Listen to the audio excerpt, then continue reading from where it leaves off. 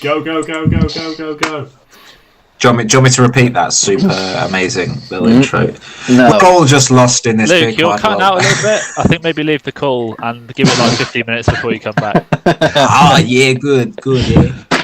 Hello, welcome back to D&D. To get quickly into the combat, we'll just run through what happened last week. So last week you made a decision to head to this cove, this old temple of Njord that Halahand is apparently hiding in.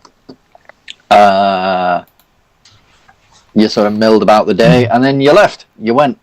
You fought some things on some boats and stuff. That was kind of fun. We sort of started with some ship combat. And you made it here, this place being a huge temple set into the side of a cliff face. For some reason, Halahand is there. You don't quite know why he's there, but... Because he's a bastard. He's there. Bringing something back, isn't he? Some sort of ritual.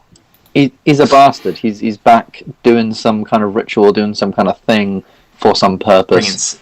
He has teamed up with the sagaugin. I'm not just talking about my wife. With a sagaugin army who are at war with the ocean elves deep beneath the seas all around Ambyr. They seem to owe him a favour or owe him something, so they have brought their services to him. And I think that's pretty much it. You guys entered... Human, Oramis? Halahand is a tiefling. He's a tiefling. Okay, interesting. He's a tiefling. Josh... sagaugin? Sagaugin. Sagaugin. That's how they say it, because they've all got lists, because they're underwater.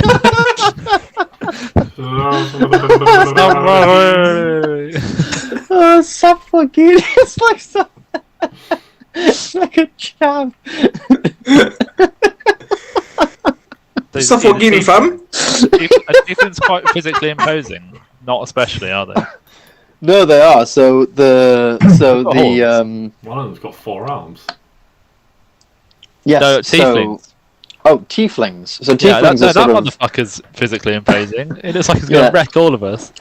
So tieflings are basically just people, basically like very, very similar to sort of humans in the fact that they are generally, they're humanoid. They share basically everything except their skin is either a sort of reddish hue, often sometimes purple or blue, things like that. And they have these horns. The horns can range from several different things. They can often be sort of like small little sort of devil horns, or very large horns that sweep back or curl round, or whatever. Oh, how I thought he was going to look. Halahand himself is basically, yes, a tiefling, but Oramis remembers him as being a little bit older, very broad, definitely has been a sailor for a very long time, and he has a very, very large, scraggly, white or greying beard. Okay. Definitely a somewhat demonic pirate captain, if you sort of imagine it that way, and he plays on that idea a lot. With this glowing white hand. But roll initiative, yeah? Yes, in a moment. Did we do that last week? No, we didn't. oh yes, we actually did. We didn't, did we, JJ? We didn't roll initiative, did we? I don't have it written down in my notes. No. It's not written down on the screen either. I had it written down. If you scroll up, you can see initiative. No, you can't. No, I don't know what you're on about. It's pretty far up. All you can see is all of our stuff, and you have to go into the old chat entries. If it was there, which it isn't. It's a good point. It's a Let good me point. find my notebook. Oh no! What the fuck's my notebook gone? I think we just roll it again. Oh yeah, fuck it, just roll it again. I can't be bothered to find my notebook. I cannot be bothered to go hunting for my notebook. Oh, that's actually going to piss me off. What am I going to write my notes in? Go find it.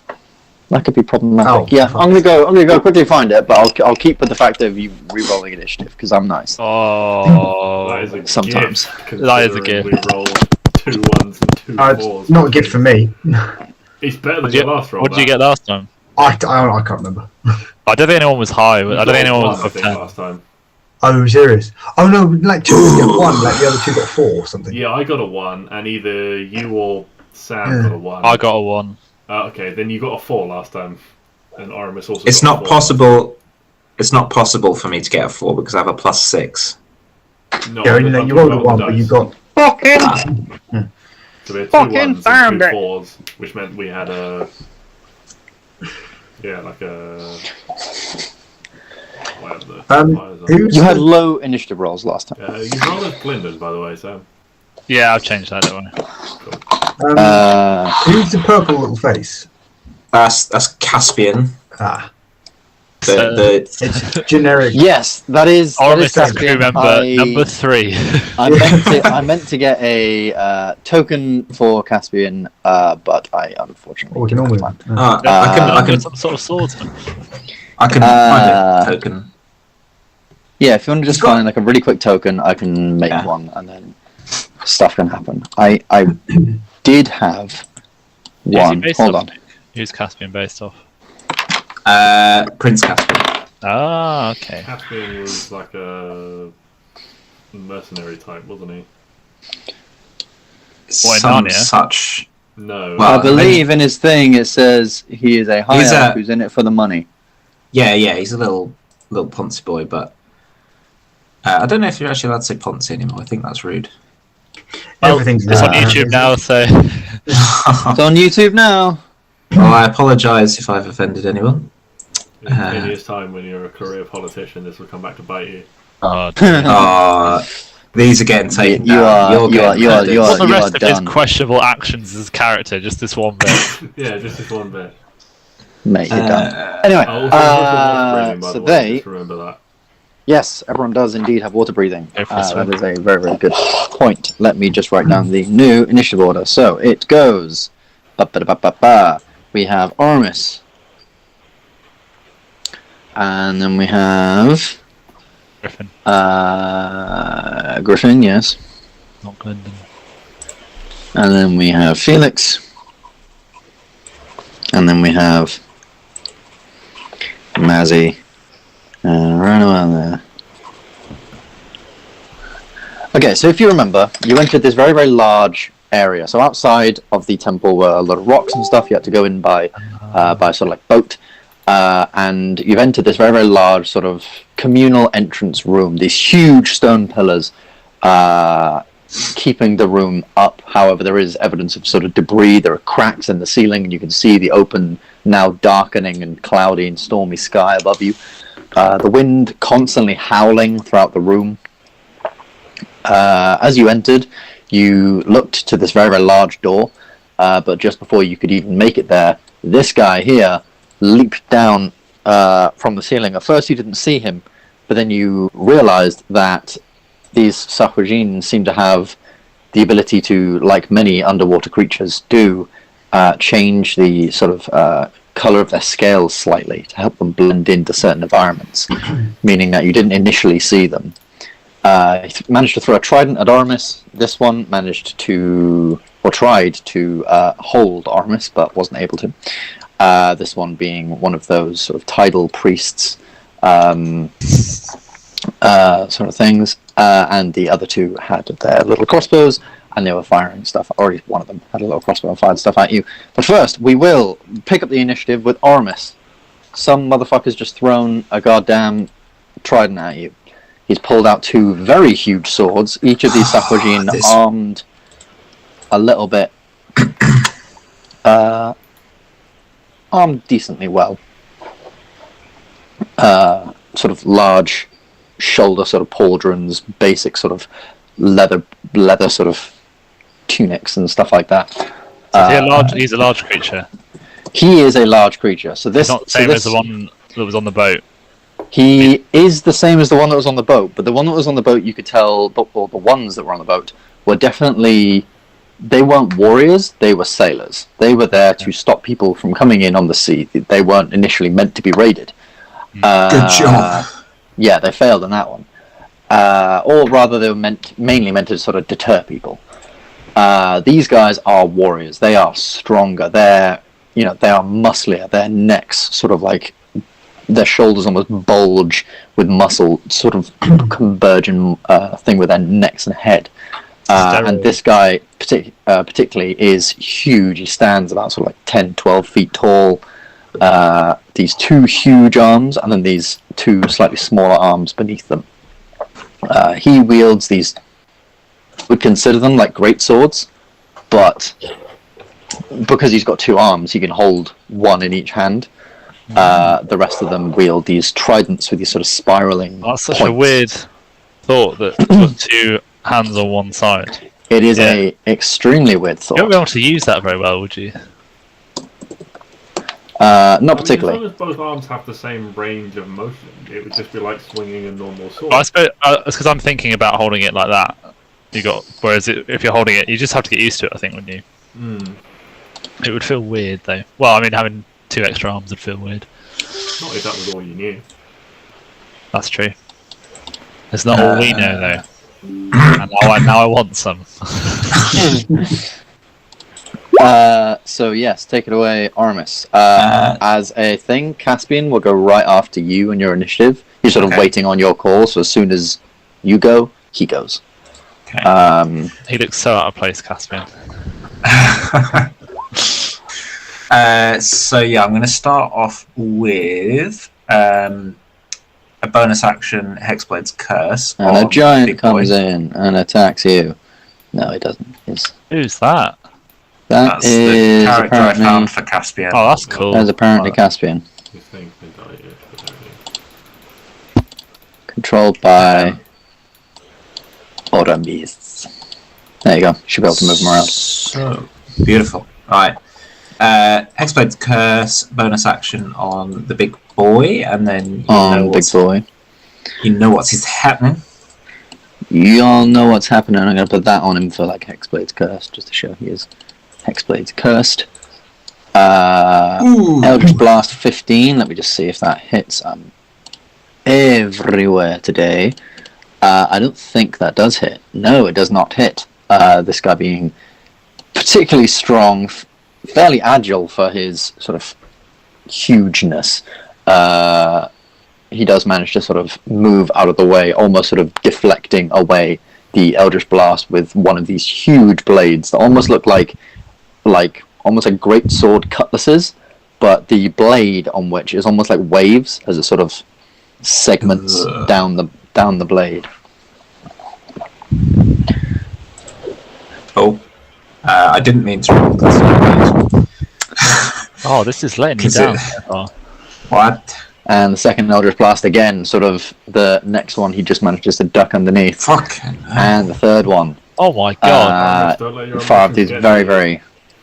Yeah, I know. Oramis just charging ahead, knowing that Hallahan's here. Yeah, is not almost underestimating the skill of these clearly somewhat warriors.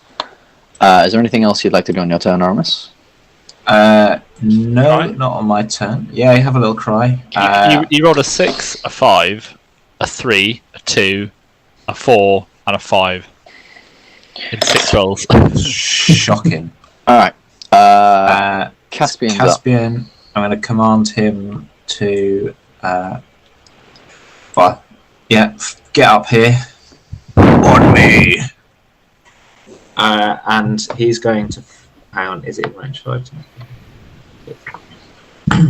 I think it's in range of a hand crossbow shot on 30 the feet. little So, one. yeah, 5, 10, 15, 20, 25, 30.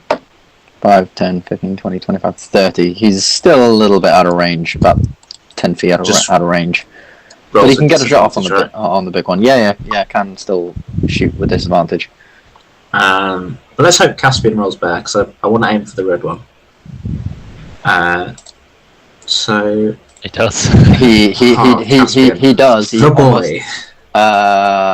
Almost very Boba Fett style, runs in, does this very, very casual sort of spin on the ground before ka-cha! Very, very much trying to impress you right now. You can tell he's been eyeing up some higher positions on the boat, and he's trying to be somewhat more impressive than the others, it would seem. Roll damage. Ooh, 9. That's a good damage roll as well. Nice That's a max damage roll. That's how you do it, Gabble. This crossbow bolt just sort of chunk into the sagaugin, and it sort of stumbles back into the wall, but gathers itself as it realizes it's only sort of gone through this leather jerk and just cut him, but definitely shot him quite a bit. Definitely done a bit of damage. Anything else on his turn? No, he's just going to stand there looking beautiful with his flowing locks. Lovely. Griffin, you are up. Is this one the spellcaster? That is the spellcaster. Why does it look like he's holding a baby in like a telly pouch? Oh my god, he kind of does, yeah. He's not just carrying a baby, he's carrying Stewie Griffin. Stewie Griffin, yeah. It's meant to be a large sort of like shell. It looks kind of like a kangaroo Thing. pouch. A little bit, yeah. It is a little bit, yeah. But it's meant to be this sort of large, almost ornamental sort of shell type carapace thing coming up from the stomach. Being like a giant like sack filled with something like rice or popcorn, like just below his chin, and he's just going. Magic is hard work. Yeah, barrier for extra energy. Okay, right. So that one on the left, I'm gonna go 5, 10, and I'll look behind me. I'll speak to Felix and Mazzy, and I'll say, "Let's get the caster first, and then worry about the rest later." And then I'm gonna hit the old fireball.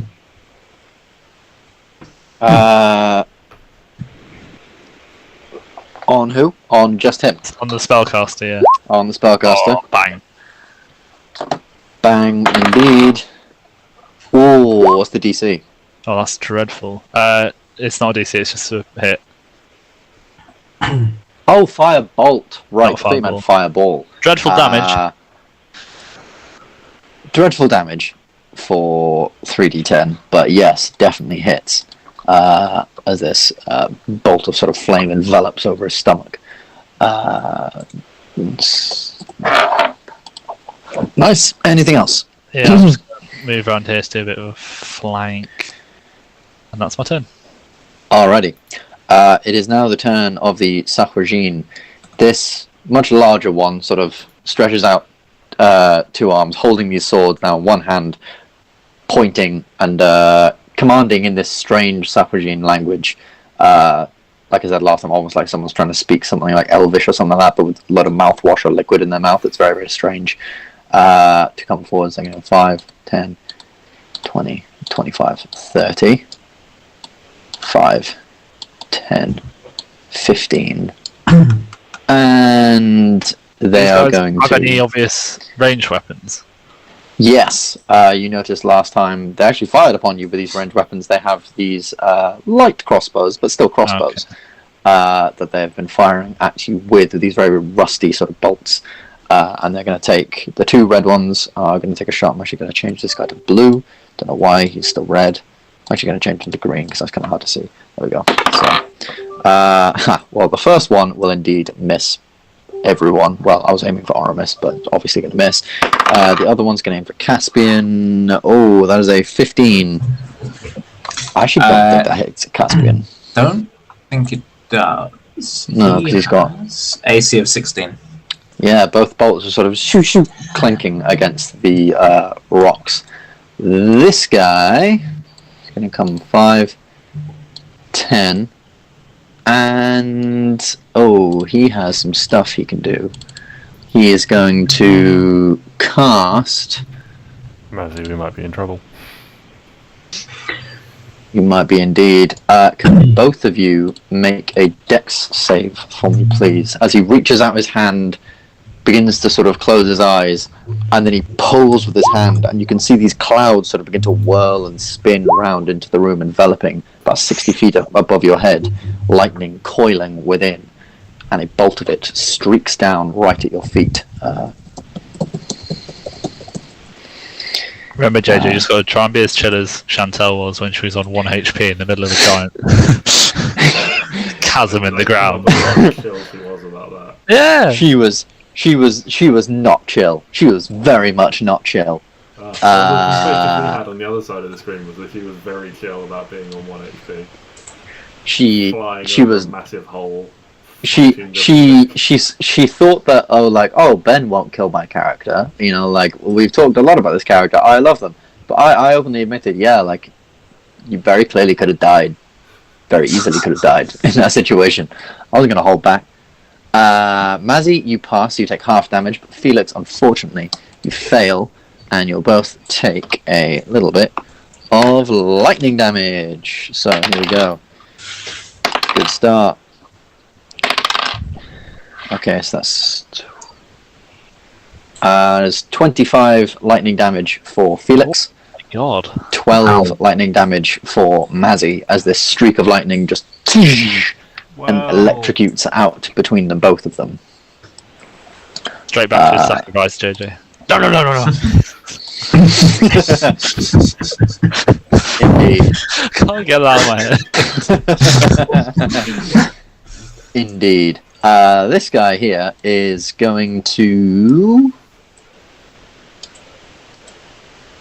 do nothing for the minute other than use look menacing. He's gonna look a little menacing, and he's gonna use his bonus action to command one of these guys to take another shot at you with their hand crossbows. And it was a good job he did. It's a natural 19 on Oramis. It's not too much damage. However, that's 4 plus 2. That's 6 points of piercing damage. Or is it 3? I don't know anymore. It was definitely 3 points of piercing damage. Definitely 3, right. I thought so. As this bolt sort of slings just sort of between you and Caspian, you just manage to duck mostly out of the way as it just skims your arm instead of going straight through your shoulder. That will be all they seem to do on their turn, as they're ready for a bit more of a fight. Felix, you're up. Okay, I am, as my bonus action, I'm going to start my blade song and start to sing. Yes. You hear Felix just start immediately singing during all of this chaos after a streak of lightning has come down. And then I'm going to hold out one hand in this shape and give this mage some finger guns and hit him with the old magic missile. Magic missile. Alright. 2, 3 better rolls have definitely been had. 7 points of force damage as these sort of small motes of light sort of stream out of your hands, out of your fingertips even, lighting up the room briefly and striking into his chest. He needs to make... Gylndan's got some... he's got copyright on magic missiles, so his lawyers will be in touch. He passes his save against losing concentration on his spell. How many saves did he make? He made 1. 3? He should be making 3.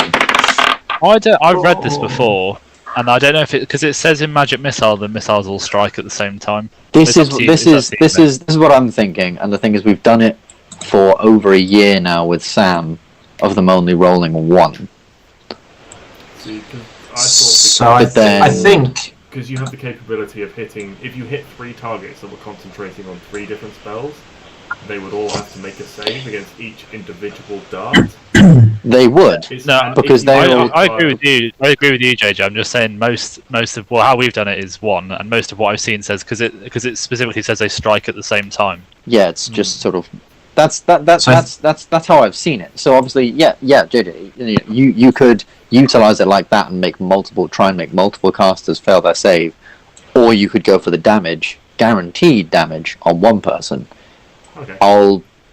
I'll say for now, he rolled 3 saves. He passed 3 saves. Unfortunately, the DC was only 10. He has decent constitution, so he's all right. 5, 10, 15, 25 feet towards her. Alrighty. And finally, we have Mazzy. Right, well, don't really need to move actually, so I'm just going to whip out the bow and aim at that spellcaster. Alright. Roll, riggedy, roll to hit. Oh god, yeah, that hits. You do ranged attacks, Luke. Sorry? That's how you do ranged attacks. 7 points of damage. I don't see what you mean. Your passes. Okay, fine. He's still got Call Lightning. 16 misses. Ah. What a caster! Even though he is a caster, it seems other known force is aiding him in sort of. So the first bolt hits, and he almost uses his momentum from that, like water, sort of moving around very elegantly, turning and spinning. Unlike the brutes, who are the other ones, this guy is a little bit more elegant in his ways. Spins and ducks beneath the next arrow. Anything else on your turn, Bazzy? I just moved a bit further forward so I can get a better angle on everyone else. Alrighty. Oramis and Caspian. Well, Oramis first. Okay. Let's try again. Eldritch Blast on the big boy. Thank you. Oh, very nice. Yes, definitely hits. And holy cow, does it hit hard. For 15 points of force damage as this bolt sort of slashes straight into this guy's face, and he sort of gurgles and shouts out. It says, with Hexblade's Curse, it says you gain a bonus to damage rolls. The bonus equals proficiency bonus. So is that just a straight... that is just straight numbers. That's not an extra damage dice. So that is also plus 4 damage. That's actually 19 damage on him. That's a nice little bonus. That's a nice little bonus. And we go again. We do indeed go again. The second one taking opportunity of this crit to the face of his slightly stunned thing, and that's actually 10 points of damage. We go again. And you go again. There we go.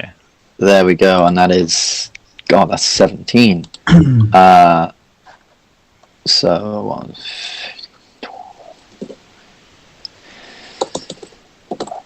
Yeah, Jesus, this guy just gets absolutely demolished by these 3 sort of blasts that shunt into him. He almost drops to one knee a second, but uses one of his swords to keep him upright, and he just roars this very commanding roar towards you. Anything else on your turn, or are we moving to Caspian? I think that is me done for now. Mm-hmm. Caspian. He is going to aim at the same target with his hand crossbow. Alrighty. That isn't with disadvantage. And even fucking hell, even when disadvantage, that's definitely a hit. Yeah, nice job. Roll the damage. Caspian can come more often. Oh, what? Oh, and another max damage thing from Caspian. Fucking hell. Nicely done. Elves together. Elf boys for life. Do, do, do, do. Yeah, sure. Anything else? He's going to actually take one step back slightly. Alrighty. Griffin. Yeah. Which one did Caspian hit? Red again. Caspian just hit the big one. Or did he hit the red one? The red one. Oh, he just hit the red one. Right, okay. He doesn't want to steal his boss's thunder. That does change things. Yeah. I'm laying down a fireball. It's time. It's time. Yeah, all 3 of them. All three of them. Alrighty. Ew. So red one fails. Green one even fails. Griffin, this is your first fireball. Don't cock it. 3 fails. That's not great. That's 4 ones. That is not great at all. But all 3 of them did fail. So in fact, in this fireball, which shakes the entire temple, literally, and you can just see a few sort of stones that made up the ceiling, or once made up the ceiling, just begin to sort of fall like bricks and smash on the ground as it erupts. This guy here just gets blown away, his body thrown over here. He is indeed brutal. Fucking brutally gonzo. Hold on, need to just click his thing there. Yeah. This guy is also dead. Even though he hasn't been touched, he fails to move out of the way, and the flame just envelops him. So he's dead. This guy, however, is still up. Hurting, but still up. Halloween. Okay, and then I'm just gonna just tuck back one. Tuck back one? So I've like peeked around, done it, and then come back. Okie dokie. 'Tis now the Sahuagin's turn, and this guy is not very happy. And so you can see he almost just goes into a little bit of frenzy now, seeing his bodies blown up, being extremely damaged. He will charge 5, 10, 15, 20, 25. And he's going to lay down a little bit of lore. So that's an 18 to hit. I feel nothing. You feel nothing. I feel nothing.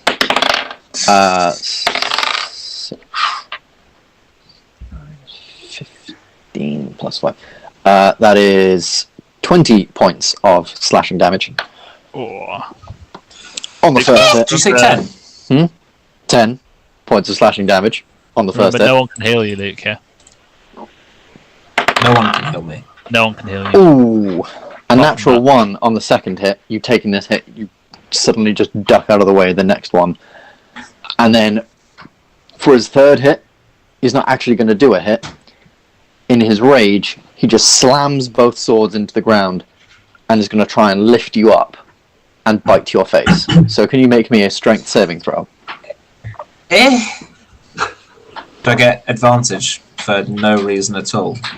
Unfortunately not. Oh no. He lifts you up with all 4 arms. You are now restrained. Oh. And with advantage, he's now going to bite your face. Turn into a Sagaugin if it bites you. Well, yeah, that No. definitely. You don't. You turn into a sagaugin. Sagaugin. That is 15 points of piercing damage as he literally lifts you up and just chomp straight into your sort of like neck area. Bloody painful. I will do the other Sagagin's turn in a second. I just need to check to Chantal about something in a second because she's just come back from work. I'll be literally 2 seconds. So how do you guys feel about taking a sort of short or long rest after this? had some fish for dinner?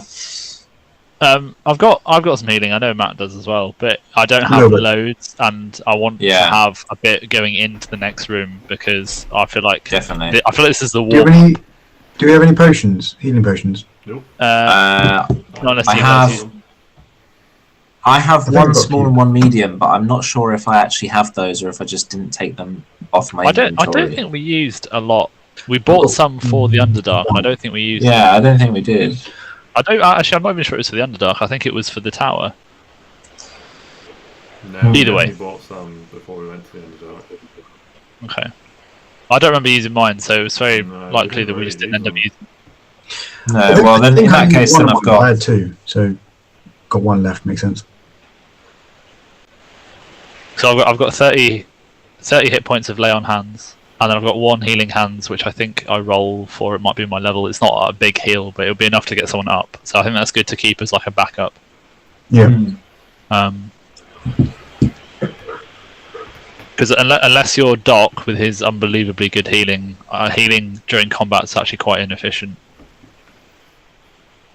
Yes, it's not good. Yeah.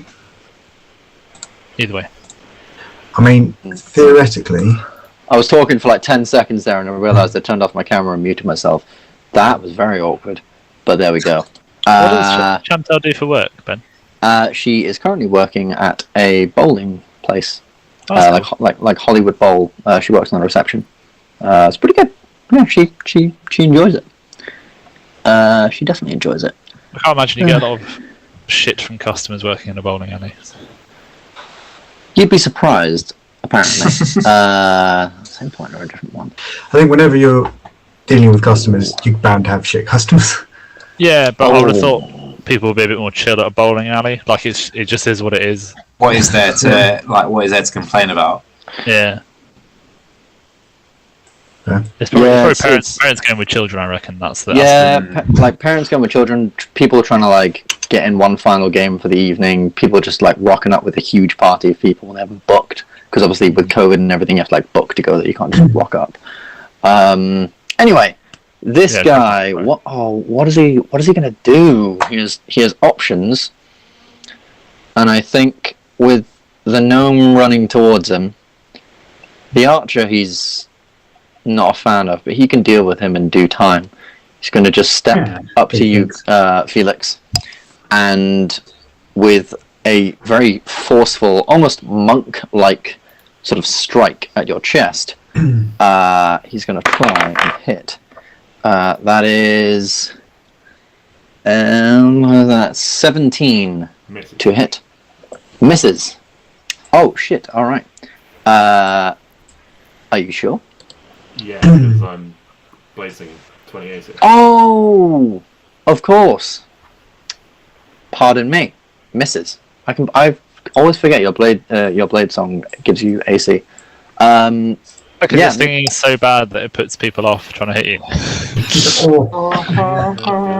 I like to imagine you're just so chilled out right now that as this like sagaugin sort of comes up to you, does this very sort of stanced pose, and then tries this strike towards you, which literally moves the air around your body.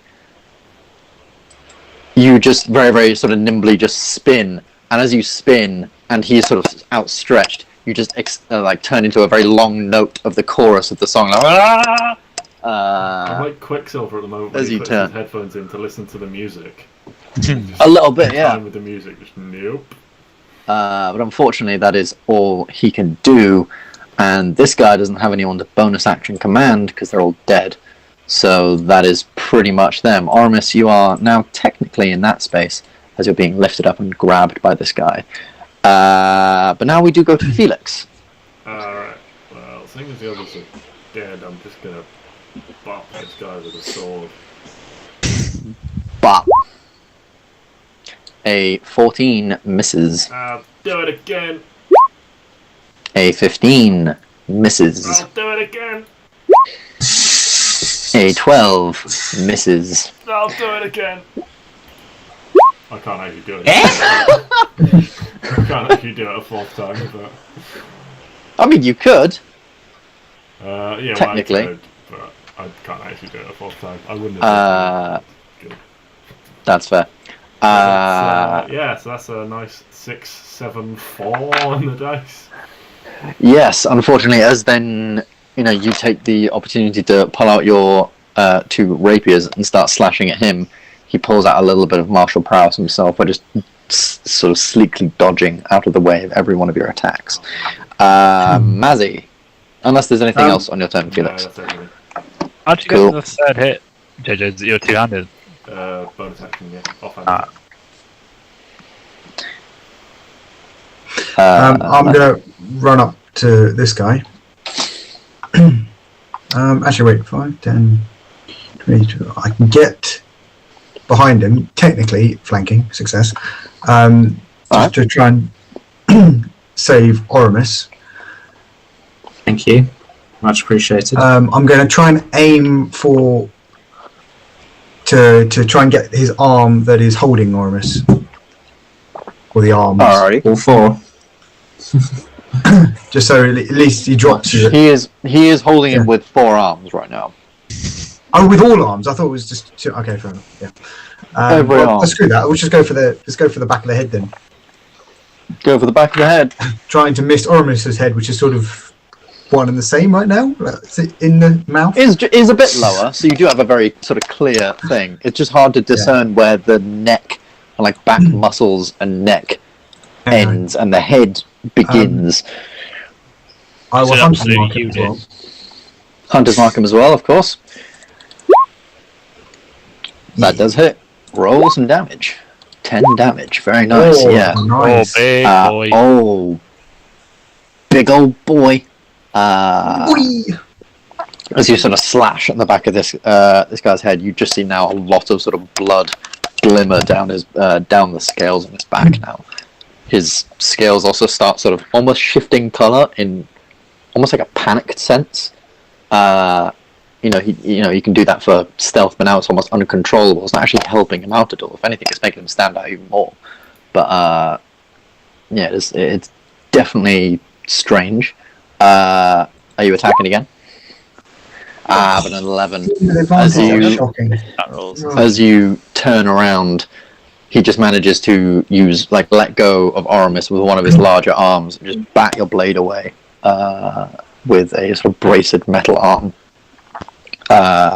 Oramis and Caspian. Oramis, you can make another strength saving throw to try and get out of your current situation.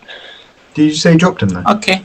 He hasn't dropped him, he just let go of one of his 4 arms. Ah, okay, fine. Hey, boom. Nice. Using just like he's basically got you by the arms, so using your legs, you basically push from his chest, almost like backflip backwards and land clear on your feet into the space next to him, using your just leg power to push back, and he can't unfortunately keep hold of you.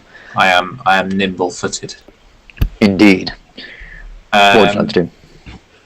So do I I'll say that was it was your action to get out of. Okay. So can I then You have an attack too. bonus? Huh? You do have an attack. Can I bonus action? Of course you can. The old sneaky sneak. Well, of course you can. Yeah. And that definitely hits. Oh, and 10 damage as well. Very, very nice. 14 damage. Sneak attack. Yes. Don't forget the 14 from that though. It's I very won't forget the 14 from that. What is it? Is it like 36 It's D4 4. by now? It's 4d6. Oh, 46. That's a shame. 10 damage. How long? I don't know why I don't know that. I know that 10 Ben was 44. I made a mistake. To be honest, see. JJ, I feel like since he got Eldritch Blast, I don't think he's done a sneak attack for a long time. So that's Enormous. actually 19 damage. Enormous. As you use your feet, backflip off him, land, and then just deliver this deadly swipe to the stomach. He just sort of drops to his heavy knees and then falls to his side, dead. An impressive display of athleticism and getting your face bitten in. Boy, also, before Caspian has his turn, which he's not going to do very much on, Hexblade's curse, I get... if the curse target dies, you regain hit points equal to your warlock level plus charisma modifier. So that's 5 plus... God, what is it now? 3? Charisma mod is 5. Yeah, but what's your warlock? Warlock level, sorry. Am I 4? I Yeah, feel like you're 4. 3, but I wouldn't know. Okay, yeah. Yeah, but 4. because you took 4th this level just now to get an extra spell slot, didn't you? So Yeah. yes, that is 12 HP back. Congratulations. Woo. That's not bad. Was it an extra spell slot, or was it just an extra spell? Because I've only got 2 spell slots. Oh yeah, an extra spell. Sorry, an extra spell. Oh, that got my hopes up then. I know. You warlocks and your spell slots. Caspian, anything he would like to do, or Caspian would like to start seeing if there's any loot on this boy. that's fair. He is in it for the money. We'll get to that in due time. As he starts pilfering. We're in active combat. As he starts pilfering a few pockets. Griffin, you've heard this thing sort of wail and cry out before just this loud thud of him hitting the ground. Okay.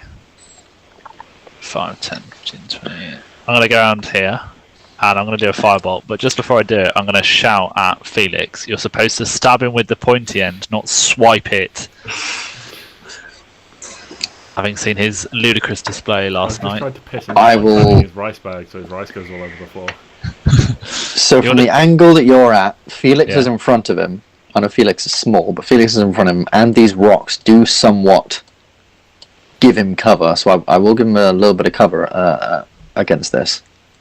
So roll to hit with a firebolt. I don't want to be overconfident, but my instant instinct is to say it doesn't matter. Because it doesn't matter. Yes, that does indeed hit. Roll the damage. Oh, get in. That's huge. Oh, 23. That is fucking good, man. Jesus Christ. Fireball is proving good for you today. That's only 3d10. That's very, very good. Nice. It being only this guy's turn, having his commander brutally killed in front of him, and all the others as well, he's just going to look around him, take a quick attack against Griffin again, try and get him away from him. Felix. Oh, okay. Felix even. That is a 23 to hit. Yeah, that hits. Sorry about this. Oh, can you make me a strength saving throw?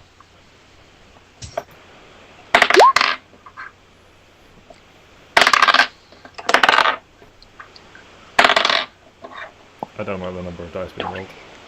What's the strength modifier, JJ? +4.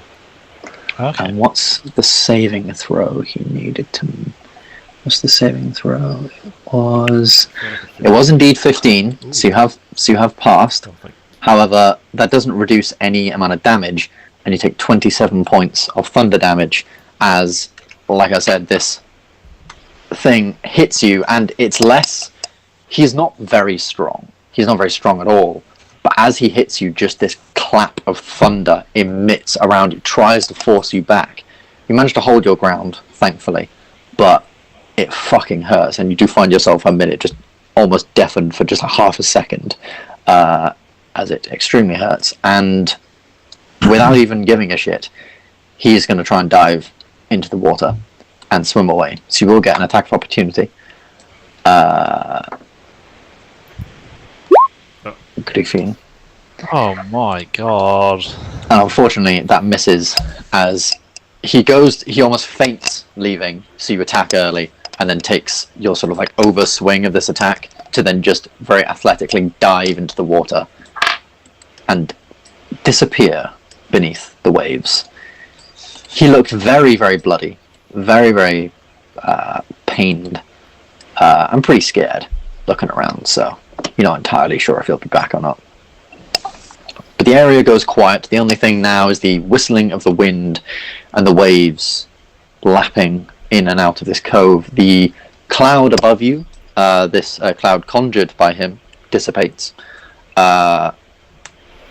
almost sort of telling you that he is gone. He doesn't care about you anymore. He wanted out. What would you like to do? Well, we haven't been very quiet, have we? Not overly. A fireball Well, I got doesn't punched tend to with stay thunder quiet. Yes. So I know he's still out there, but I know I hit him quite hard, and you did as well, Felix. So I think we push in. I didn't touch him. Oh, I thought you hit him at least once, didn't you? I was trying to boost your confidence, man. Nope, I'm sitting and just here, just like, swiping at the air, just like... Maybe the balance is off. Maybe you should like redo the handle or something. I don't know. Maybe. It was- Take it apart. It was the song choice, I think. It was a poor song to fight to. Anyway, Right. I think we push through this door. push through the door. Yeah. Caspian. Oh, hello. What is this? Caspian, pilfering through the pockets of this guy, manages to find a few smaller items. So, first of all, he finds a bunch of fish, like smaller fish, just sort of stuffed into his pocket, like one would stuff change or random sort of bits of items. A couple of them even have large chunks, like bites taken out of them. The rest of them saved for later. He does find a small dagger, as well as a small sort of whittled. It's a very sort of pristine, glimmering, almost like a gemstone. You do think it's probably something like a gemstone, in the shape of a very sort of simplified shark. An S inscribed on the back of the, or rather on the sort of belly of the shark, underneath the sort of back fin. It's it can sort of fit in your hand. It's not overly big, but it has a little bit of weight to it. Not expertly crafted necessarily, with the sort of simplicity of its design, but it does look quite beautiful as some of the light sort of hits it. It does seem to reflect a little bit of it. It looks pretty shiny. Whether it's worth anything, you can imagine it probably might be worth a little penny or two. You want any healing? Yes, please. I'll not say no. I'm less than half. Okay. Mazzy, what have you got in the way of healing? I've got 91, but I'm on 79, so I'm fine. Your actual healing ability? Oh, sorry, man. I'll make no sense to your question. Yeah. I've got Cure Wounds and Healing Spirit. Also, I believed a little while ago some of you picked up some healing potions. Yeah. Yes. We were discussing this while you went away, yeah. Yeah. Maybe now's the time to use them then. Alright, I'll drink my healing potion, I think. Okay. Alrighty, roll I can't remember what it was. 2d4 plus 2. Is it just a regular healing potion? Let's just be both. When we bought them, we bought one medium and one small, or one regular. I've literally just written down healing potion. Then it's a regular one, so you get back 6 HP. Yay. What was it? 2d4, Ben? If you're having a regular one, it's 2d4 plus 2. Okay. Oh, Very nice. That is 10 points of healing back to you. Okay. I'm a little bit mad that I rolled so poorly. Anyone else Sorry, wish boss. to do anything else before Really more you than leave? And if someone also wants to make me a history check as they're entering this place. Go on then. Can I make it with advantage? Being a sailor. Why? This is less about sailing. You're not a particularly religious man. This could also be a religion True. check. I mean, I'm not a John's religious man, instead but got- I do know my history. I think with you- a nat you do- 20, you do. you do know your history. So you're looking around at this place, and you remember maybe you read up on it a while back, or you heard about it a while back. I don't But read. this place seems to be very, very, very ancient.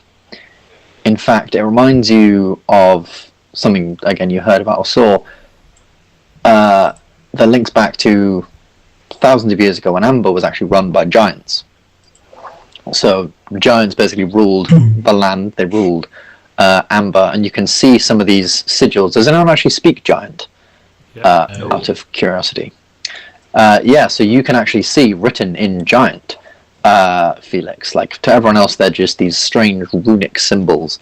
But you can actually see things like, be the tempest, be the water, be the, be the rain, be the this, be the that, over the doorways and over some of these columns and different things like that. Different, sort of orders for the clergy, for the clerics and paladins and people who would come to this temple. This was a very, very long time ago, and that dynasty quickly faded as giants sort of infought and things like that, as things always do happen. But yes, this place, looking around at the architecture, the giant sort of writing and things like that, this is extremely old.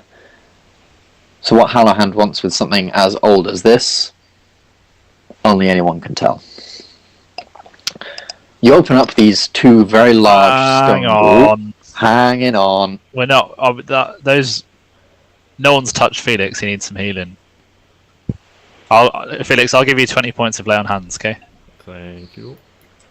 Matt, I don't know if you want to do Oramis a bit more. Felix still needs a lot. That puts me at 2/3. How bad are you, Oramis? I'm now 69 out of 84. Okay, that's not awful. Not terrible. No. I'd do.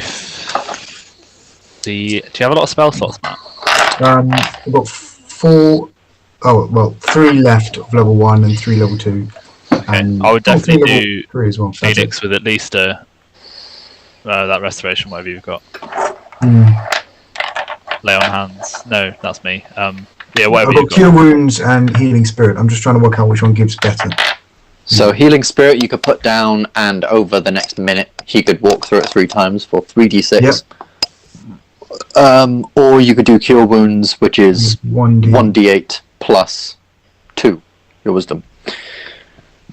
Yeah.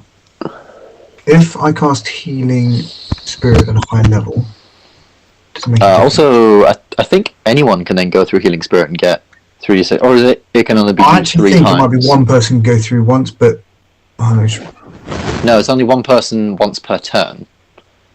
But I actually think anyone can go through it 3 times maximum, I think. Or is it can only be used 3 times? Times equal to 1 plus your spellcasting modifier. Yeah.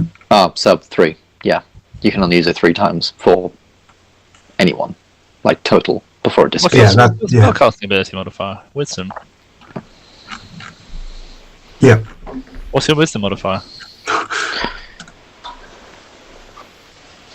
Sorry, it's 4. 2. Oh, it's 2. Oh. Okay. Yeah, that's 3 then. Do you, do a couple, Felix, and see how you're feeling. Maybe I will cast my Healy Bubble. You didn't cast take any damage, Healy Bubble. So you may roll Felix 3d6 and regain HP equal to that number. 3d6 plus 2. So. Okay, so. Well, that's if you want to go through 3 times. Do you want to do 2? So, no, so that'd be 3d6 plus 6, even. Oh, yeah, of course. So, 6 plus 5 is 11 plus another 6 is 17. Thank you, Mazzy. That's okay. You and Griffin, I'm feeling a lot better. And Oramis, you look okay. It just depends what we go into, what room we go into. If it's just going to be Hallowhand or if it's going to be a crew. I have a feeling it won't be Hallowhand. I feel like there will be another step, but I'm not sure. Okay. Yeah. Right, maybe we need to try and keep our distance a bit then, because I've basically exhausted a lot of our healing already. So maybe potentially just go quick and hard. Don't hold back. Cool. And see how this goes. So that's the way. I'm going to ready my bow then before I go through the room. Yeah, ready a fireball. Yeah. You open up these extremely large stone doors, which in fact take like 2 people each to open. These are very old and been opened in quite a long time, except for some evidence that they have been opened somewhat recently. There are some new grooves in the ground. You pull it open just about enough to squeeze through. No need to be here longer than you need to be. And this alone takes you like 30 seconds to a minute to just pull this open. And ahead of you would probably have been a large chamber. The sort of temple proper, the inner parts of this holy place. But what is in fact in front of you is a very large amount of rubble, rising as high as you can possibly see all around you. The only thing you can see ahead of you, the only potential way forward, is an area where it seems this rubble has crumpled through the ground and water has risen up. Seems you may need to swim. 24 hours. Oh, that's perfect. Okay. Luckily, we can breathe. Short rest? No, we don't need a short rest. Let's go. Cool. I feel if a short rest, Hamhan might simply just get away. I don't think he's. I think he's here to do something. It's more that he knows we're here and he'll send people after us. Yeah. I think we just want to go straight for him and cut the head off the snake, if you like. Yeah. Yeah. Reminding Mazzy and Griffin as they approach the water that obviously their armor might hinder them slightly in the water. Can I still at least swim upwards? I'm not just going to sink. It's an action swim, isn't it? So, the both of you will suffer half movement. However, swimming costs half your movement. So I'm going to say for ease, both of you will have 10 feet of movement underwater.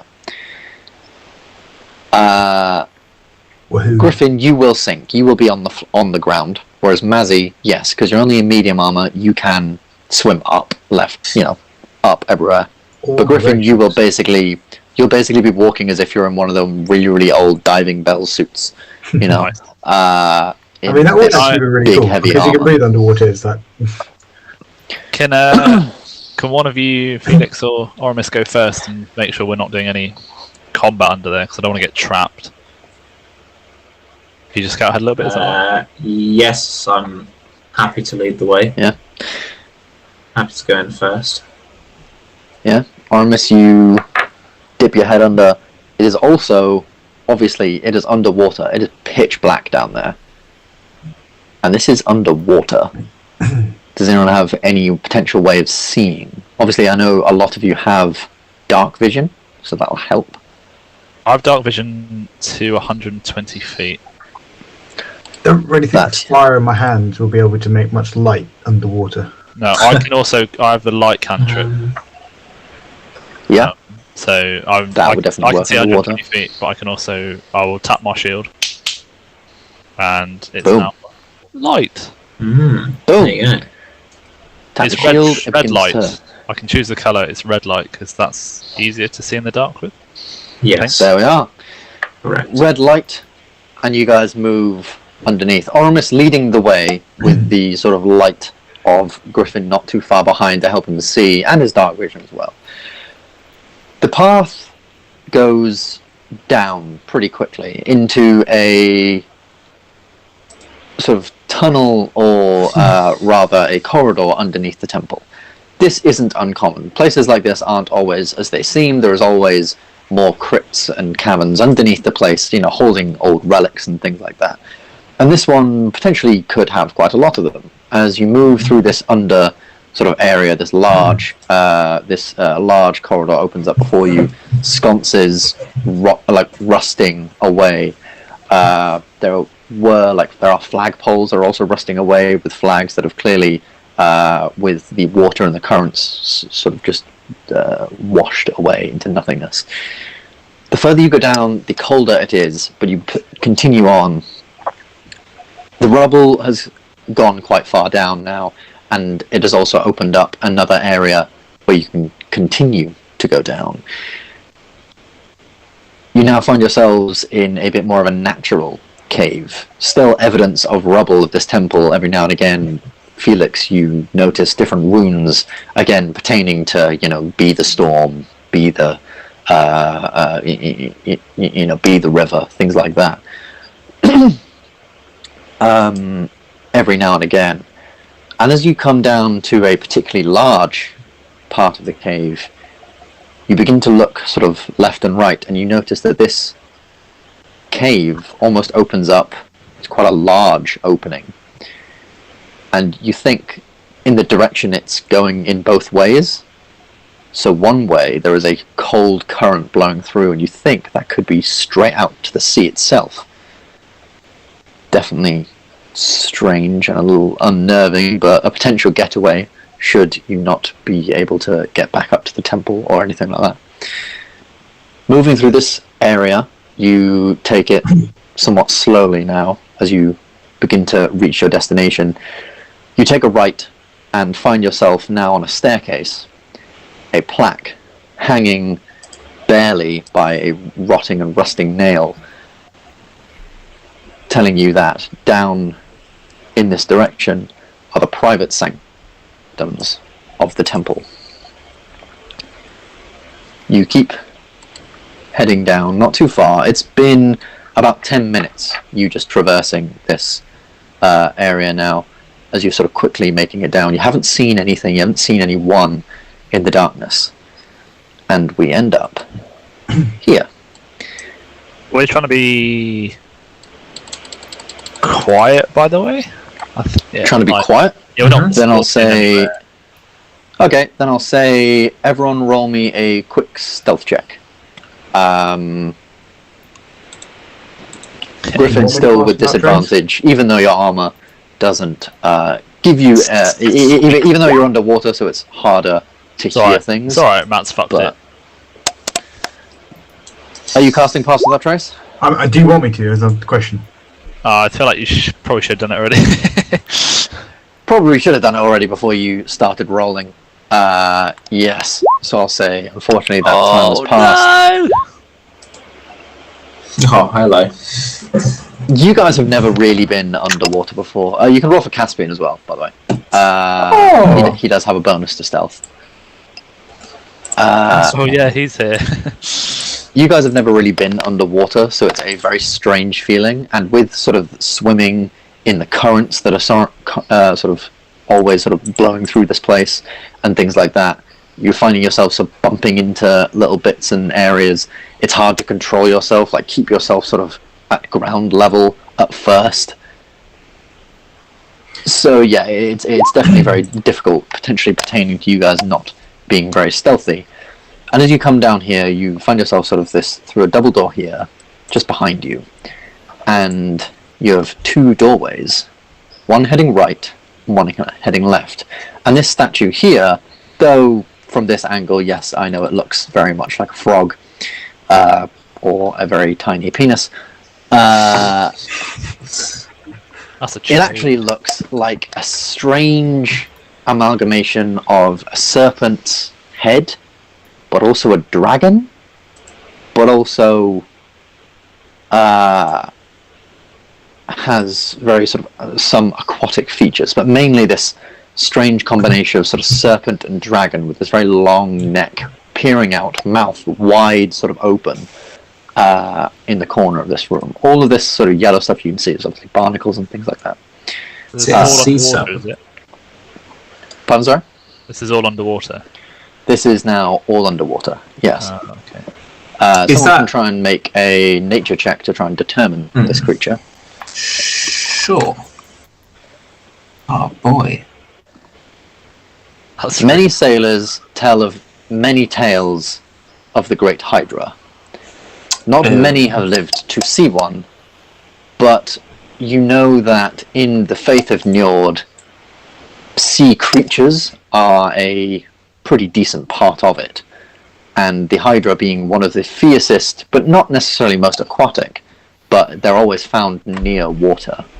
And in many, many tales, Njord is depicted in having a Hydra sort of follower or pet. It's often argued by scholars which it is, whether it is a pet, whether it's a follower, or whether it is even a nemesis, some people argue. You wouldn't make us fight a Hydra, would you, Ben? Would I? I don't know. We'll find out shortly. Context: Ben and I spent a great deal of time earlier this week discussing Hydras. No! Video games. Although I brought them up, so... You did. I had no part in that conversation. And besides, this is just an underwater thing. So who the fuck knows? With that nature check, you can determine, however, that Hydras, they're not underwater creatures by any means. They can't necessarily breathe underwater, but they can hold their breath for extensive periods of time, as well as the fact that they like sort of eating things in the water. They like the cold of the water as well, especially in Ambyr's sort of very brisk climate, oftentimes. Certain things like that.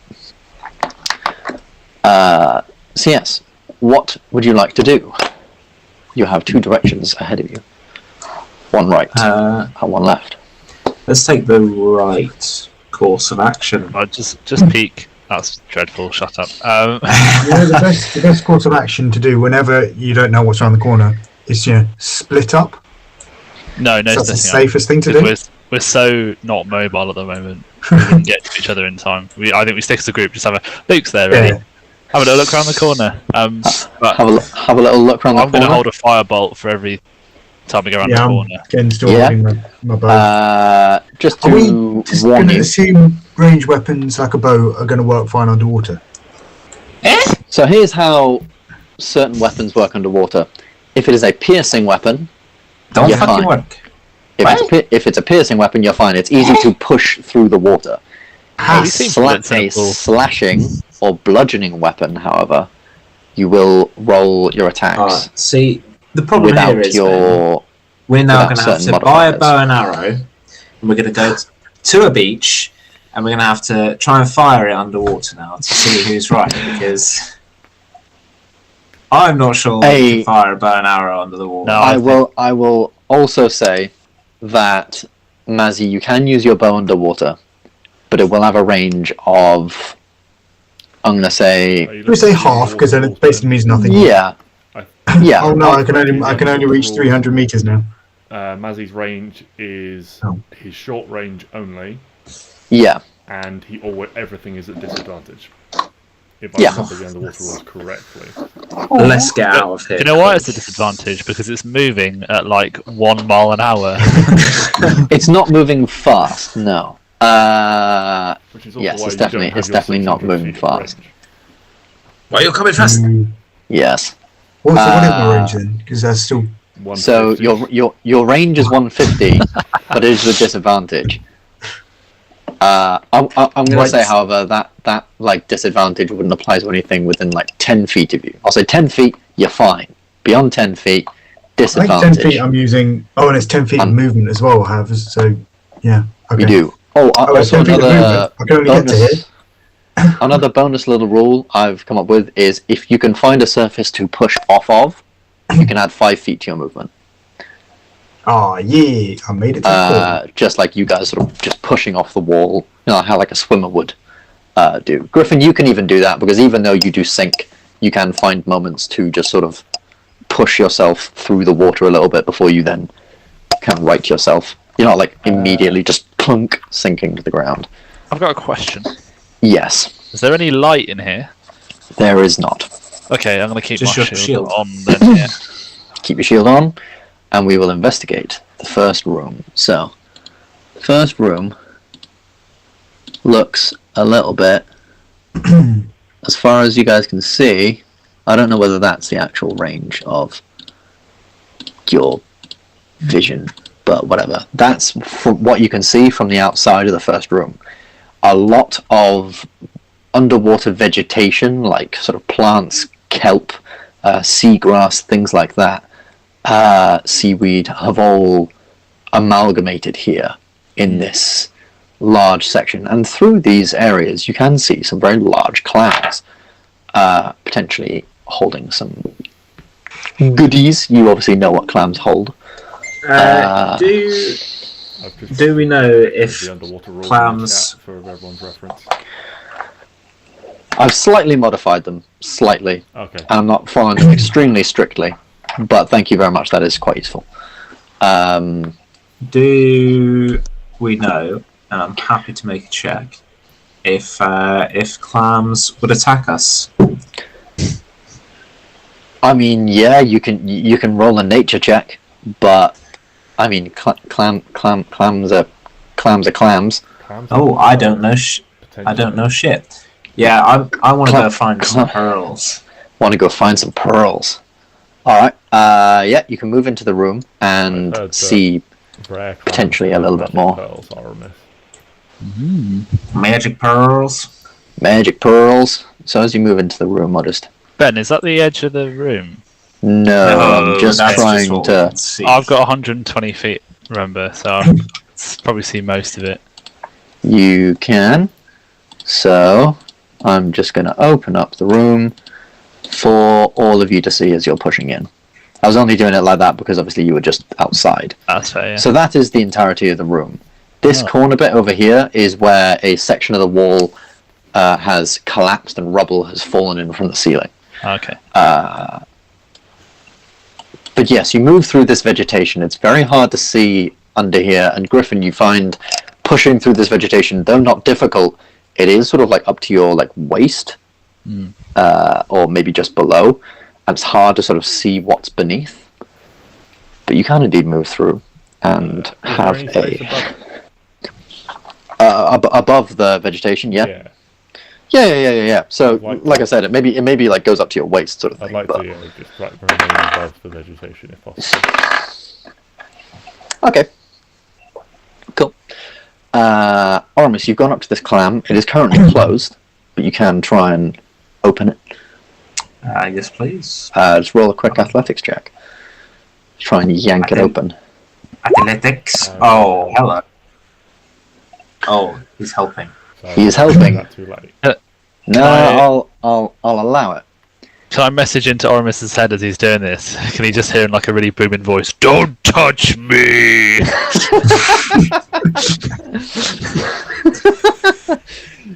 Yeah. Oramis, you just said, "Don't touch me." And you'll just hear, "I'm fucking with you. Carry on."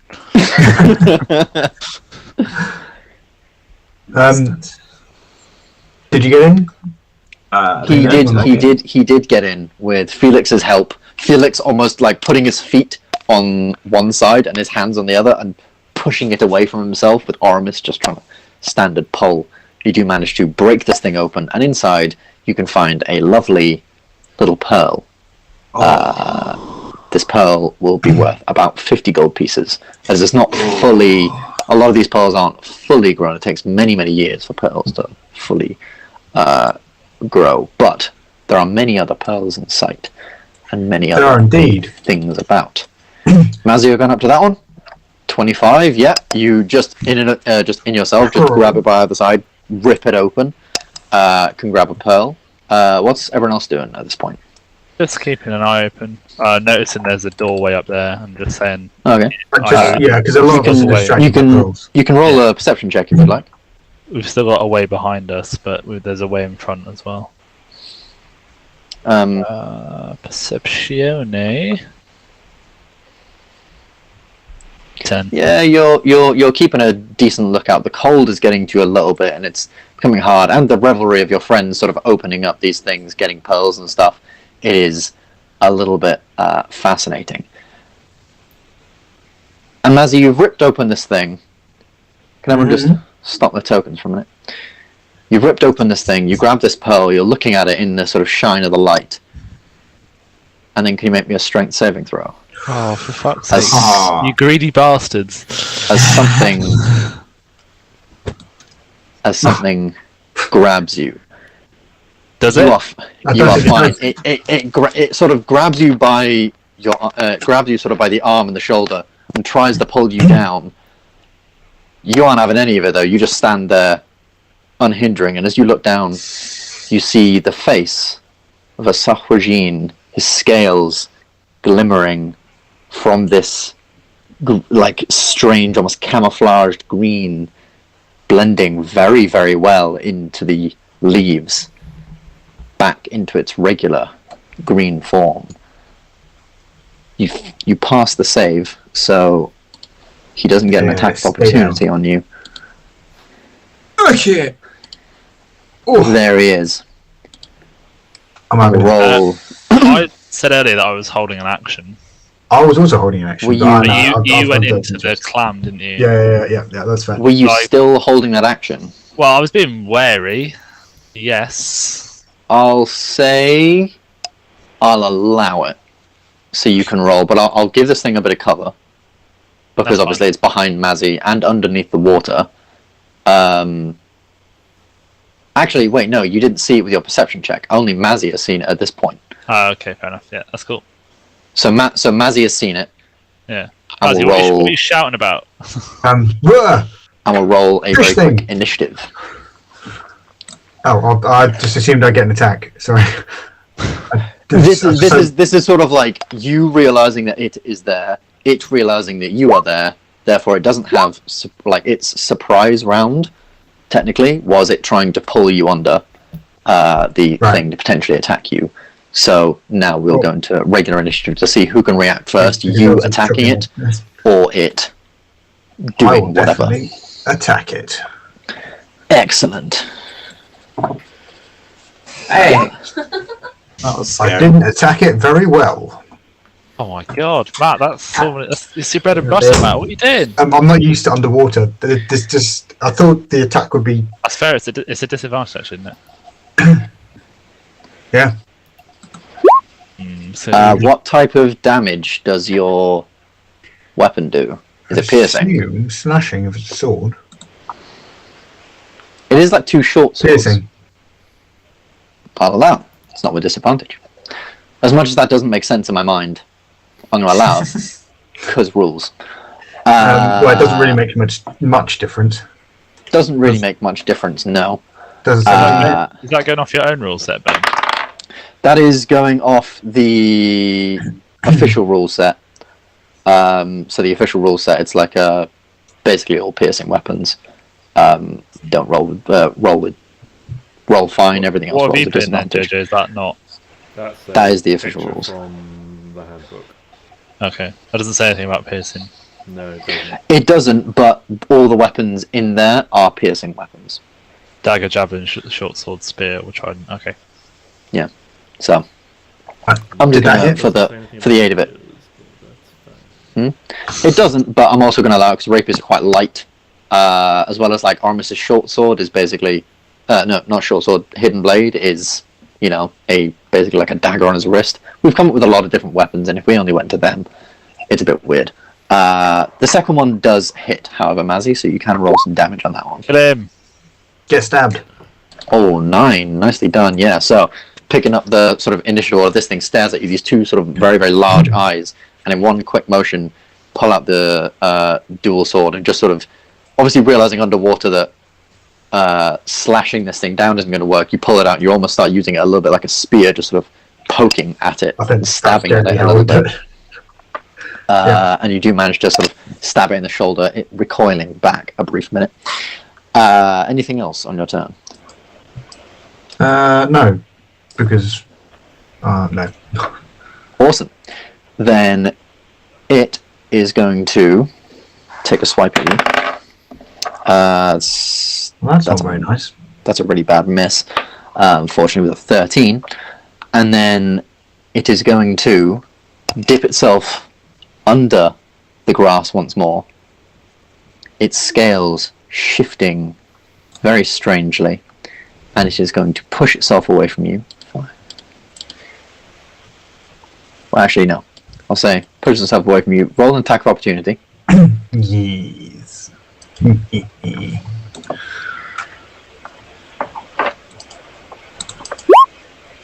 Ooh. A 16 does just hit. Get stabbed again. Oh, very, very nice.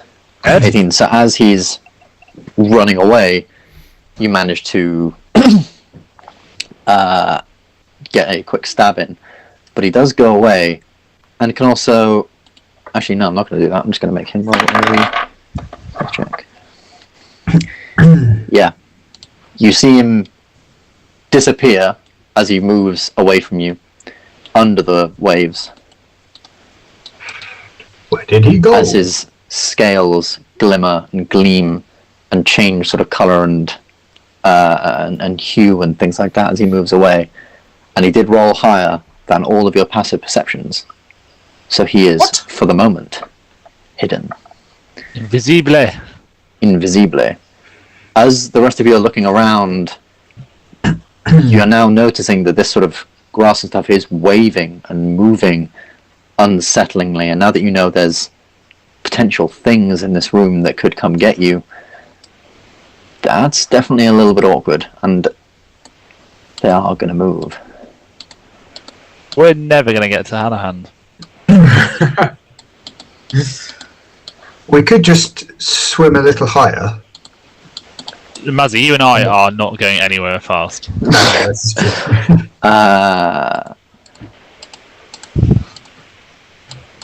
Cool. Next up is Felix. Felix, what would you like to do? I will float above the water, float above the reeds, like next. I'll say it's about 5 feet of movement to sort of swim up. Yeah. Actually, no. I guess you started on top of that clam technically, so I'll say you're sort of almost there already. Yeah. So I'll give you that much. Floating, like maybe with like a couple of feet of like space between me and. So if like anything like comes out, I've got a little bit of reaction time, and I'm just gonna hold and attack if anything comes within range. Alrighty. With my... Griffin, what would you like to do? Again, all around you, this sort of grass and weeds and things are swaying in the cold current that's blowing through. You don't know what bit of movement is a potential enemy, or what is just a little bit of vegetation. Did that sagaugin have a weapon then when it popped out? It did indeed have a weapon that Mazzy could see. It had a sort of a very similar blade to that very large one. It had this almost like scimitar type thing with this sort of wave-like blade that it seemed could push through the water much easier than a regular blade. It didn't seem to suffer any of the disadvantages of slashing through water. I'm gonna cast darkness, but with sorcery points, and I'm gonna cast it on my shield, so the light's gonna disappear. Light's gonna disappear. My shield will instead emit darkness that I can see through. Excellent. For everyone else, it becomes pitch black, including the sagaugin. Including the sagaugin. I fucking love that. Draw for me darkness. It is 15-foot radius. I love shapes. While he's doing that, Oramis, it is your turn. I'd say you probably saw the thing briefly attack Mazzy and then skitter off underneath the vegetation away. What would you like to do? Can I make a perception check to see if I can see around like this area? Oh, that didn't ping. This area. Yeah. Or yeah, of course. Like the things are moving or whatever. Yeah. Roll perception. Sorry, Ben, you moved on from me. Oh, sorry, I didn't realise you had more. I've got 10 feet of movement, haven't I? Yes. So I'll just move up here so that I'm not where they thought I was, and then Mazzy's out of the darkness. Alrighty, move that up. Cheers. I was actually thinking I'm just going to be like. Felix, do you have darkness? Yeah. I'm pretty much blind. Yeah. This is true. Mazzy, all of a sudden, everything goes immediately dark, and it's also quite strange because you're not like go around the wall, just touch it to get around. Yeah, like imagine yourself now, like you feel weightless. You can't hear anything because you're underwater. So it's, I mean, you can hear a lot, but it's everything is slightly muffled. I think can't I'm see really anything. terrified right now. It's cold. Yeah, you're slightly weightless. This is going to be terrifying. A very terrifying experience. Minor illusion. So, Oramis, No, do your perception check. I'm not rolling don't minor illusion. I just wanted to read. I see, the right. description. With your perception check, you don't see anything in that area necessarily. It is very, very hard, and there's a clam blocking your way and things like that, and the slight sort of fear of the situation is somewhat creeping in a little bit. Though you are holding your nerve a little bit, still this aggression for Halahand pushing you on.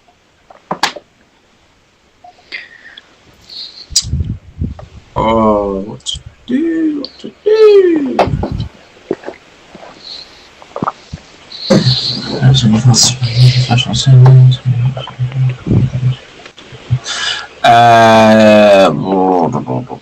I'm going to blindly fire some Eldritch Blasts. Blindly fire some Eldritch Blasts. Alright, give me the square you're firing in. Or just the direction. So I'm kind of picturing just like bah, bah, bah. So I'm gonna just this one, and then this one. Okie dokie. So the first one misses. Oh shit, yes, that's a very, very good point. I forgot to add Caspian to all of this. That's fun. Thank you very much, JJ. He's huge. Oh, hello! We'll just leave Caspian do all this, and then he has squished the sagaugin. He did the squishy squish. So the first one misses entirely. The second one, roll a attack roll. Absolute G. With disadvantage, we'll still roll. Okay. That's gonna just miss, isn't it? It does indeed. Oh, no, And the thing is, you don't know it's necessarily missed anything. So I'm going to say, with that, you fire off the third one, and it also misses. Anything else on your turn? That sounded like it was useless. So have you given him disadvantage on a magic attack underwater? I have, yes, because he couldn't necessarily see anything in that square. I was just he was just blind firing. That he was blind firing rather than it being a magic. Yeah. Okay, Yeah, that makes sense. Yeah. That's shit. You're 1 point off hitting it. Yeah. Caspian, what's he doing? Unless there's anything else you would like to do on your turn. Nothing else for me. He is going to, however, hold an attack action in case, if anything... He has dark vision as an elf. He does. So don't twist my words. He's going to hold an attack action if anything touches him. If anything touches him. Yeah. Gotcha. And I mean any foe touches him. Any foe touches him. Anything that's not us. If they come up next to him, fine. If they come up next to him, that's cool, but you touch me, bro, you're getting a slap. And with that, we go back to Mazzy. It is fucking dark. I saw before the light went out that I know where the exit is, so I'm going to swim up so a little bit higher so I'm not in the depths of the water, and just sort of make my way around the side. Yeah, because that's the only thing I can see. Make a quick survival check for me. Oh, you serious? Just trying to remember locations, remember different things about the area. I know everything. Yeah, as you've sort of come into this area, you have sort of with the light, realizing that you are now deep underwater, and the light is relying solely on Griffin, a guy you met just a couple of days ago. You've clearly forgotten. You did.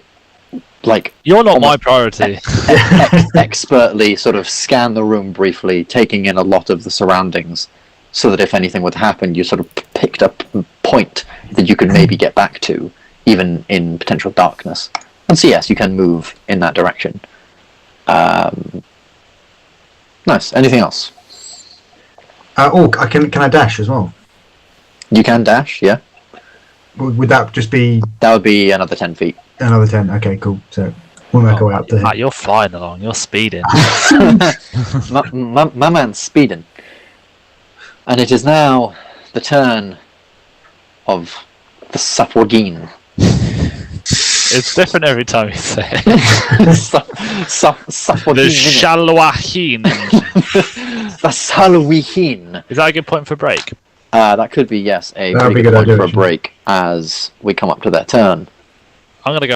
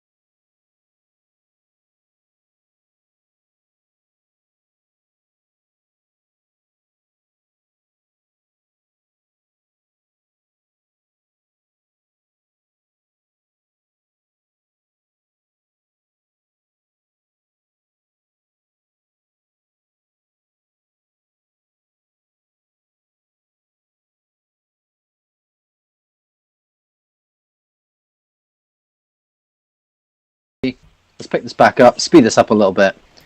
Maybe we can get through this this section How many people? soon. So, I ain't telling you. Alright, this is worth a try. So, we pick up the initiative order with the sagaugin, who are going to move one way, who are going to be very confused, and are going to move another way. So,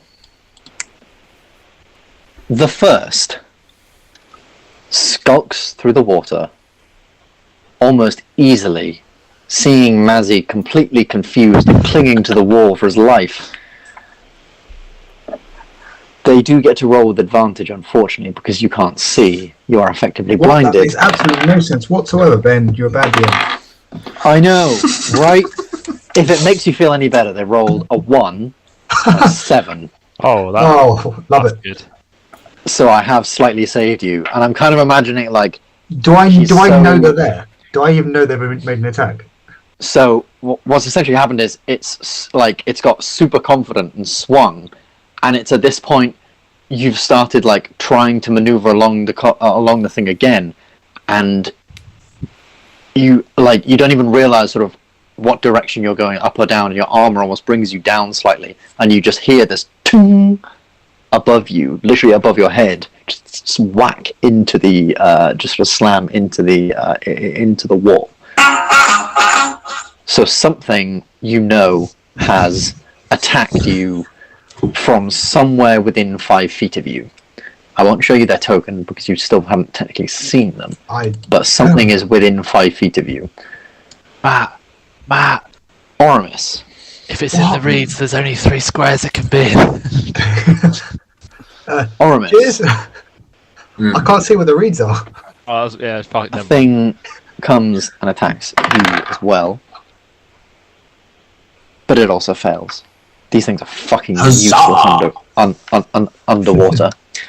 And Griffin, it being completely dark, this thing now, you can tell they, like with your sort of dark vision, you can see it in this almost like dim light.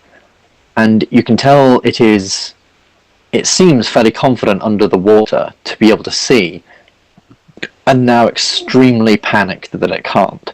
And it doesn't even know which way it's going, and it thinks it's still sort of under the reeds, but you can see its like back and shoulders just coming up in the square in front of you. This square here. Again, I won't necessarily show you the token per se, but you have seen something there. Because it is still dim light. It is still like pitch black in darkness. What, just north of me, yeah? Just north of you, yes. Okay. They did not have as productive a turn as I initially thought.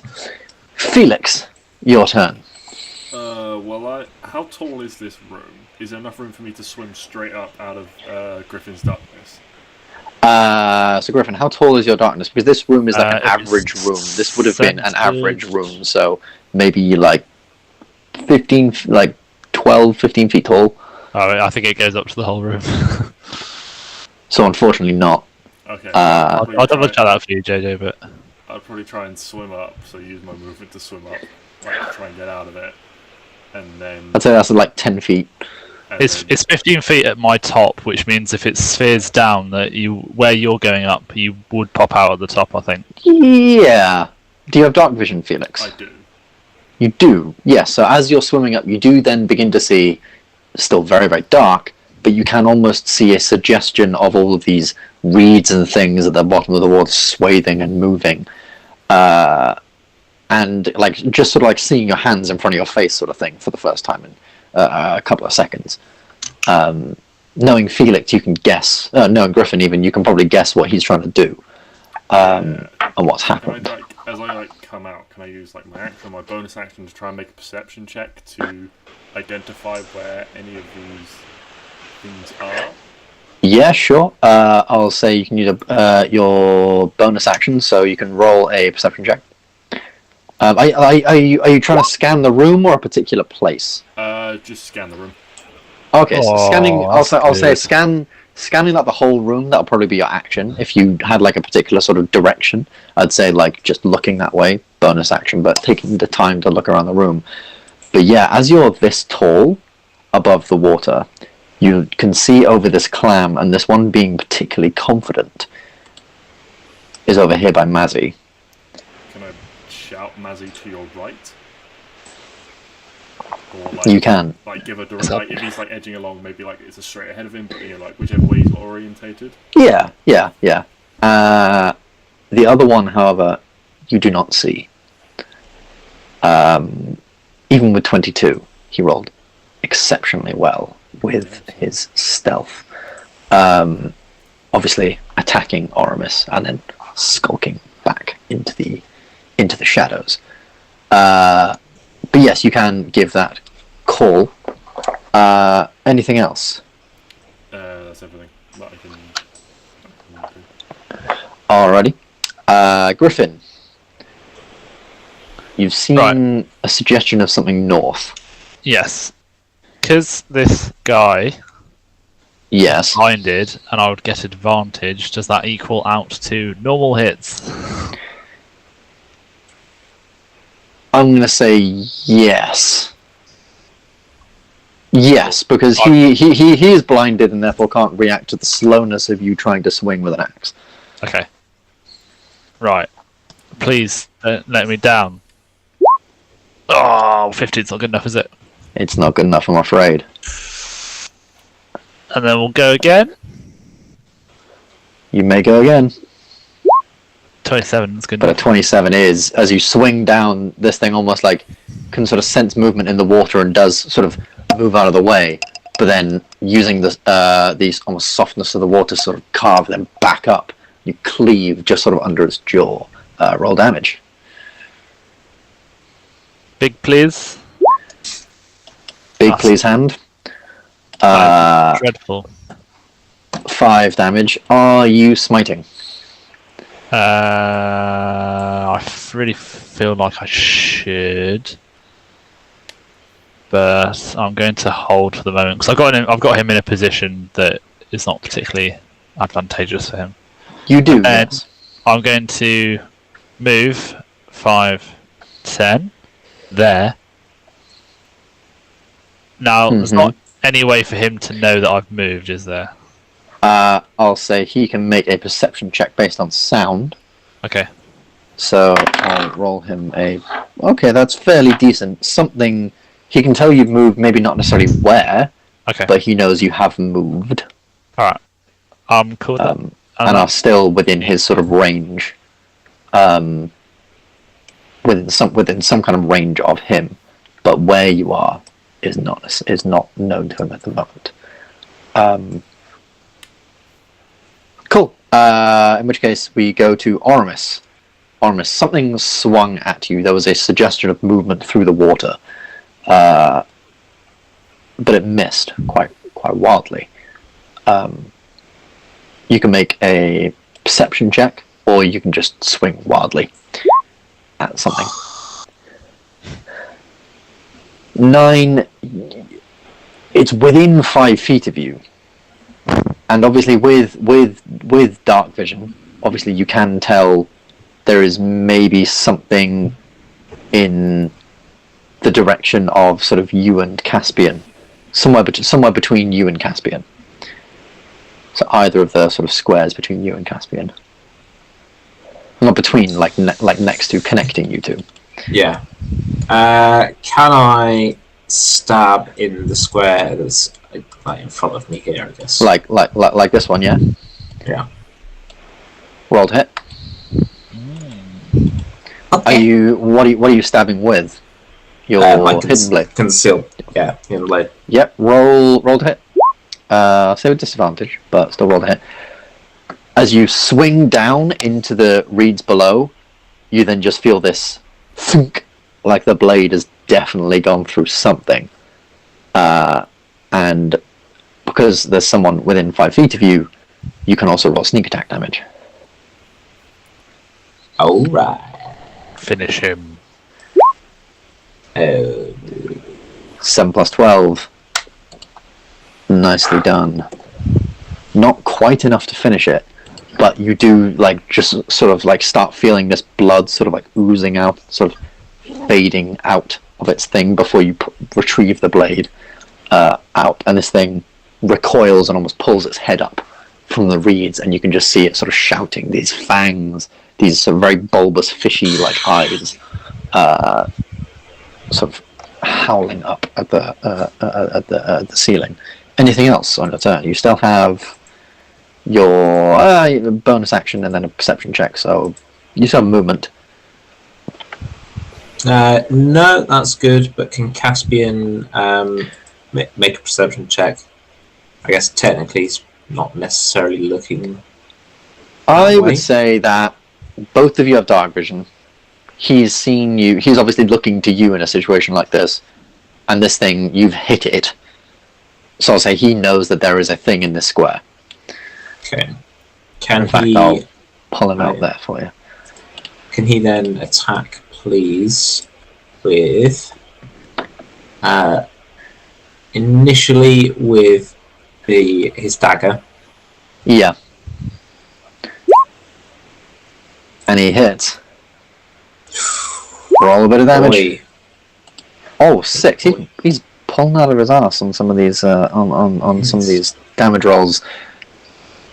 And actually, that is indeed enough. And as you just sort of see him joining you, he pulls out this dagger, spins it in his hand, obviously very slowly, not being used to being underwater, fumbles it a bit, grabs it from the air, and just straight down into the skull of this sagaugin who was like crying out in pain and howling in pain from you stabbing it initially. And as he lifts the thing, this body just sort of slowly floats above the reeds, up and sort of on the ceiling. Like in that COD map. Yeah, like in that COD map. Anything else you would like to do? No. Can he see the one over here by Mazzy on there? He can make a perception check as a bonus action to potentially be able to see. So is that intelligence or wisdom? That is wisdom.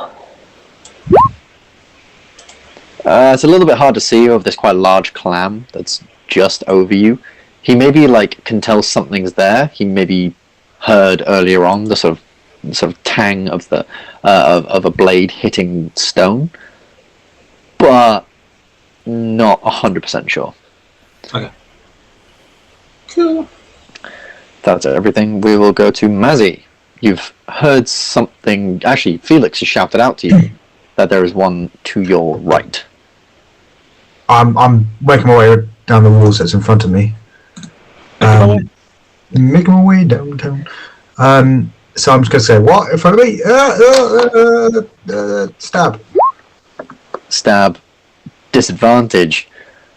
And even on a regular hit, that would There's miss. nothing in front of me. What are you on about? As you just sort of push your blade through the water, and yeah, this thing like very easily, Not that left. taunting you, almost like taunting you, just sort of pushes its body through the waves. Is that everything? Are you going to attack again? I already tried and failed.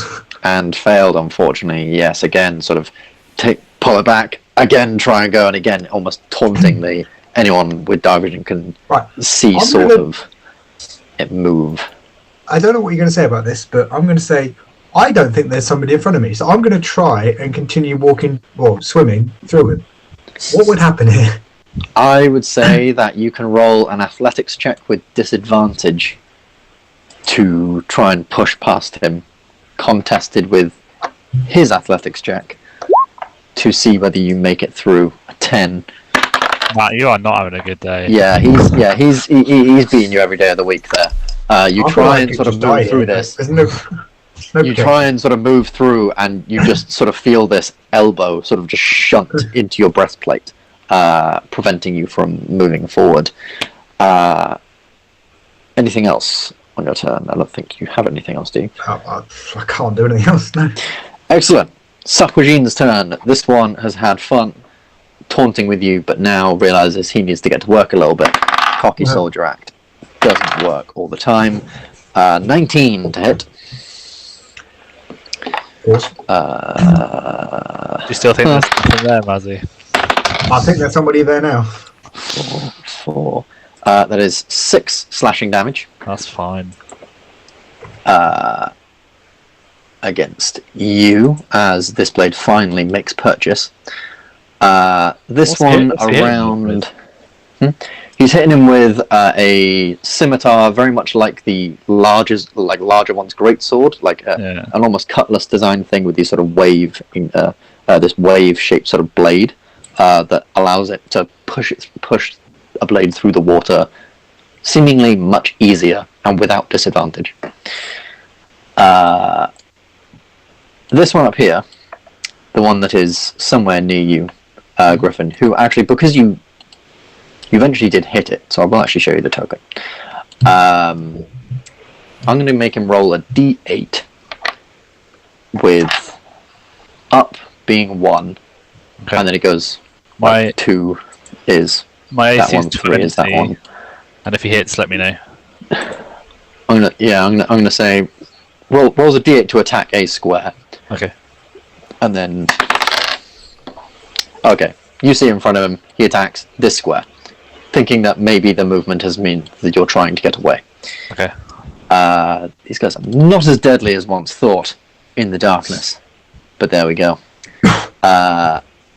We move on to Felix. I can't see Griffin or that one because it's just a big ball of black. So I'm gonna stay like swirling up. Racism! What?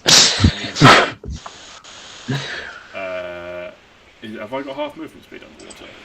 You do, yes. So I can only go 10 feet to here, and then I will cast. You can go 15 feet. 25 feet of movement. So I will say, because you're wearing light armor, to give you a somewhat advantage over other people, you have 15 feet of movement speed. okay. I'm gonna give you the benefit of the doubt here. I'm gonna be nice. Why won't you punish him for being short?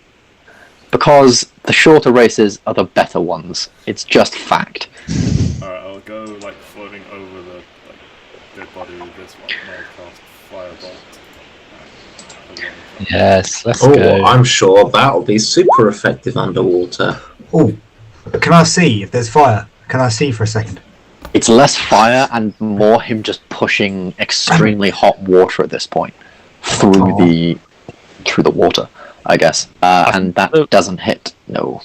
The rules say, Luke, that I don't think magic interacts with stuff. Because I remember in one of Martin's fights, I shoved a load of lightning into water, and I was like, "Does that not kill everyone?" And he was like, "No." That was because Martin was a real stickler, though. Like I'd say that could do damage to like a lot of people. Yeah. Maybe not like loads of damage, but some.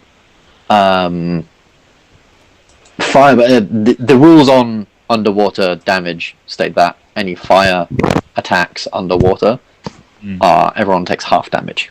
Okay. Against fire, essentially. Yeah, unfortunately, your firebolt doesn't hit. Is that your turn, did you? That's me done. Coolio. We move to Griffin. Bang. Oh my god. Not quite. Bang. Is there another bang? Oh, get in the bin! There is not having another. a rubbish day. We There's are. not another bang. I hope we get it all out here before hand to hand. Yeah, this is just the warm-up, Pre-season. Right. I'm now Indeed. going to move. I'm going to move here. Giving this guy the old run around. Give this guy the old run around indeed. Oramis, your turn. You would have heard Felix shouting over towards Mazzy that there's one near Mazzy. Okay. That helps. Guess I'll swim over to him.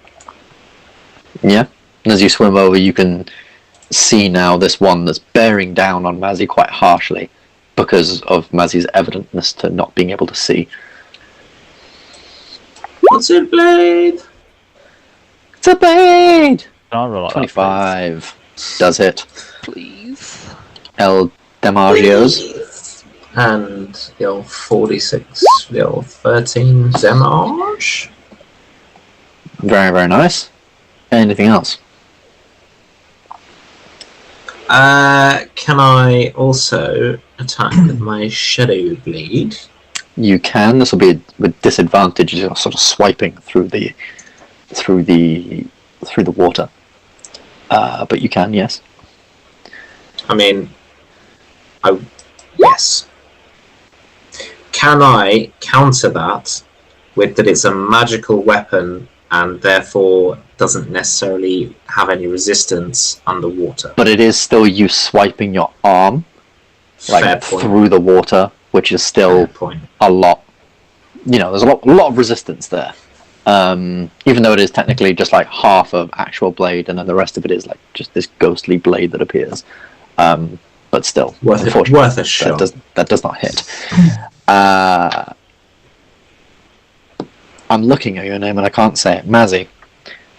Oh no, Caspian. Caspian not gonna go. He's gonna follow his boss man like a good boy. And he's gonna go for a little stabby stab. Give the stab there. Stab. Luke, That how much will are you hit. paying Caspian? He's definitely getting a raise. He should definitely get a raise. It's not enough. And once again, Caspian comes over to finish the job, just swimming through the water, almost Damn. almost strangely vaulting over the clam, and then just this dagger chunk down into the the top of this thing's head. And there is just this crunch as blade meets skull. And this thing dies. Oh, damn. Oh, Sounded like you guys did something really good, but I can't really tell. sagaugin. No, Mazzy is up, actually. Just an interesting point. Yeah. Would you have messaged Mazzy? Because how are we talking to each other underwater? I'll say water breathing the spell, although it doesn't say it, I will allow it to have some benefit in speaking underwater. Not full speech capabilities. JJ could just message. But You maybe. got message, haven't you, JJ? Yeah. Yeah, JJ Yes, can just you message could. Matt, but like Matt's just there trying to talk to someone and he just can't do anything.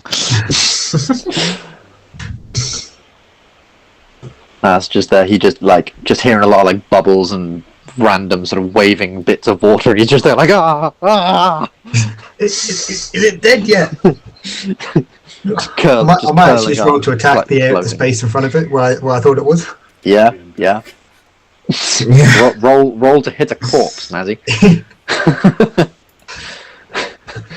With obviously disadvantage. But Of course. Yeah, with disadvantage, like Oramis and Caspian, you can see you're not quite sure whether this is him freaking the fuck out, obviously not knowing what's going on, or Mazzy just being really enraged at this thing, and he just plunges his blade through this thing's heart as it's sort of like still Did I kill it? coiling and slowly going back up. And as you can just feel something very heavy now on the end of your sword. You were useless. I mean, would you like to Nobody go told me again? that it's dead. I've asked twice now. Did I kill it? Is it dead? Yeah, you didn't kill it, no. I think I just felt my sword go into it. I hope I haven't killed a friendly person here. You just murdered Frank. I don't know what he's doing here. Oh Help shit! us down the ship. God, he can't breathe. Ah, shit. Surprise! He's a sagaugin.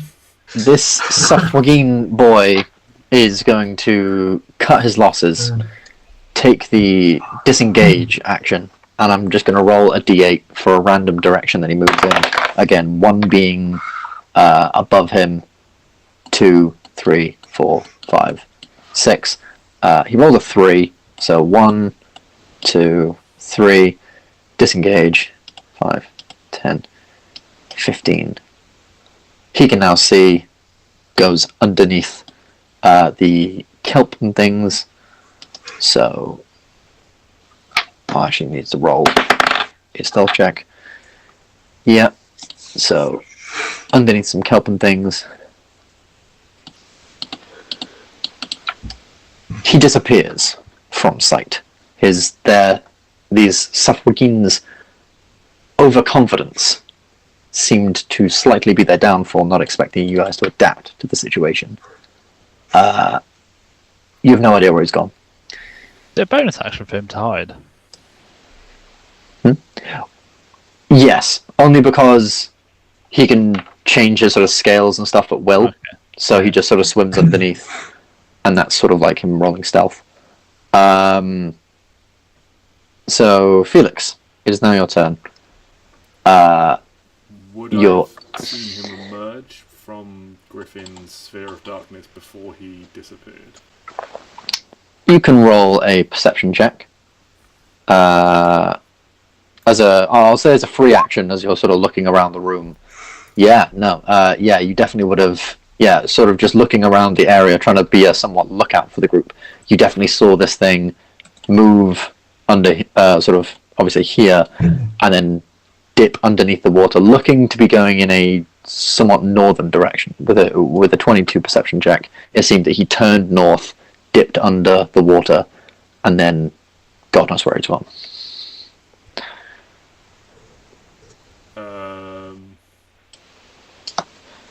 I mean, yeah, I don't think there's anything I can do. Coolio. Yeah. I have a... For reference, is anyone actually planning on going after this guy, or can we somewhat call initiative there? Like Griffin, you're up next. Are you going after him, or are you? He's still here, isn't he? Is he? I don't know if he's going to attack us or not. Potentially still here. So I followed him until he hid. So where was the last place I saw him? The last place you saw him was here. If you tagged, I didn't see it. Oh, I'm on the wrong fucking layer. I've been tagging on the wrong layer this entire time. There? So here, yeah. Okay. I'm just going to fire a firebolt there. Fire a firebolt there.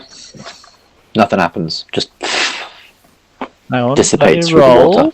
Let me roll. I'm joking. Okay, right. I've got 10 minutes on this darkness, and 2 sorcery points is quite expensive, so I'm just going to move. Guessing we've sort of gone the way because they've been protecting it. I'm guessing we're going the right way, so I'm going to push towards this doorway. Okie dokie. And then I can't do that. Never mind. Carry on. Cool. Oramis, you. Well, I don't know if you'd have known what's necessarily going on. You've been idling with Mazzy, stabbing a carcass, stabbing a corpse. Really pleased that I've stabbed this carcass. So I guess sort of Oramis, Caspian, Mazzy will sort of thing you guys into one. What are you guys doing during this turn? Is anyone sort of turning to go help? And if so, we'll drop you into initiative real quick. Oh, I was gonna say no. I was gonna check in the clam. Alrighty, roll an athletics check. With advantage, Caspian will help you rip this thing open. Come on, yep. Caspian! Yep. Grab another pearl, 50 GP. Fucking another pearl. Congratulations. Mazzy, are you doing anything at this point? It obviously being pitch black. Get back to my wall. And with that, it being his turn, he's going to move. I generally think there's no combat going on right now. Can't hear it, can't see it. Seems like there's no one in the room apart from us, and we're just heading our way to the door. You do not. But Felix suddenly gets a very sudden realization that there is combat, as he feels a very pointy stick, well, not stick, a very sharp stick, slash up towards him from underneath the reeds and slam into his side. But unfortunately, a natural 17. No, not a natural 17, a 17 overall.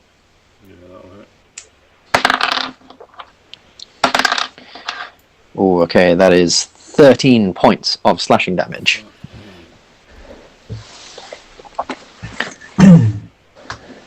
rolled particularly well on that one.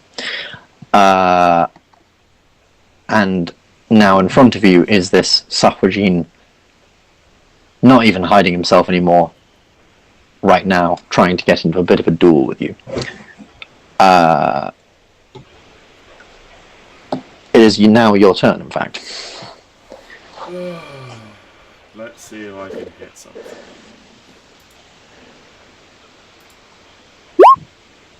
Oh. That does work. Roll a little bit of damage. 7. Do it Nicely again. done. Do it again. 15 misses just. But I'll do it again with my bonus action. 16. And that does just hit. It does. Oh.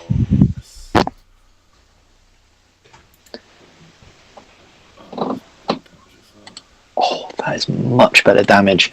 And with this so the first swipe, rapier, sort of jabbing at his sort of chest, a sort of pierce through one shoulder. Second one, sort of swerve through the water out the way. But then the third one, you just sort of use your legs to sort of push you through the water, almost rapier straight forward, charging, and you just sink straight through the stomach of this thing. Coughs and splutters a little before also floating to the ceiling. Le dead. Good job, bro. Good job. Good job. I'll push up to here. With my circle still active. Griffin continues to push up with the circle still active. And within this room, you can see The answer to all our problems. Yeah, no. Oh. Well. Oh my goodness. I will say there's not necessarily as many pearls as there are in the image, but there are definitely a lot in this room, though you can't see any evidence of enemies in this room. I'll look up these stairs. After beating this thing, can I be one of the first to follow Griffin? Yeah, of course. So we'll drop out of we'll drop out of initiative for the minute. Griffin, you're sort of like pushing forward. I'll say so. In this room, you can see many things, but one thing you do notice is that on this wall here, there are lots of these symbols on these small sort of square parts of the wall, almost like a sort of small shrine thing, that are slightly pushing out from the wall. Again, Felix, you would see many different symbols: be the water, be the raging storm, be the calm ocean, be this, be that, be the other. Light switch. Unfortunately. Sorry. I'll go up to Matt, No, who's this? What? Who's Mazzy, that? and I'll envelop him in darkness, and I'll touch his sword. Sorry? I'll touch his sword. Yeah. Ooh, light green. Compliment it on its length, and then I will cast a light cantrip, which lasts for an hour. Oh my god, I can see. Mazzy, you can now see, and it Oh. really hurts Wait, your I eyes for a can't minute yet. to see. I'm still in the dark. So yeah, I'm going to move out. Ah, now I can see. Oh, thank you. Oh, What's up here, Ben? Up there, oh there's a lot of pearls in here. Samuel. Have you guys noticed? Yeah, I'd like to pick them up when we get there. is another set of things. So, one person at a time. Mazzy, your sword lights up. Felix, none of them say about a light switch, unfortunately. But they are all these sort of, like I said, sort of little squares. They jut out from the wall ever so slightly. Maybe sort of about an inch, each of these individual sort of squares. Each sort of with different symbols and different sort of symbols in giant. Giants are more a fan of writing a lot of their things in these sort of runic type symbols rather than the letters that you obviously use. Much like sort of like Chinese or Japanese in our language, they can mean, they can be anything from a just simple like sound to a full word entirely. All these seem to be like words. Oramis, yes, you can pick up a load of... you can pick up tons of these things. You can pick up 10 pearls.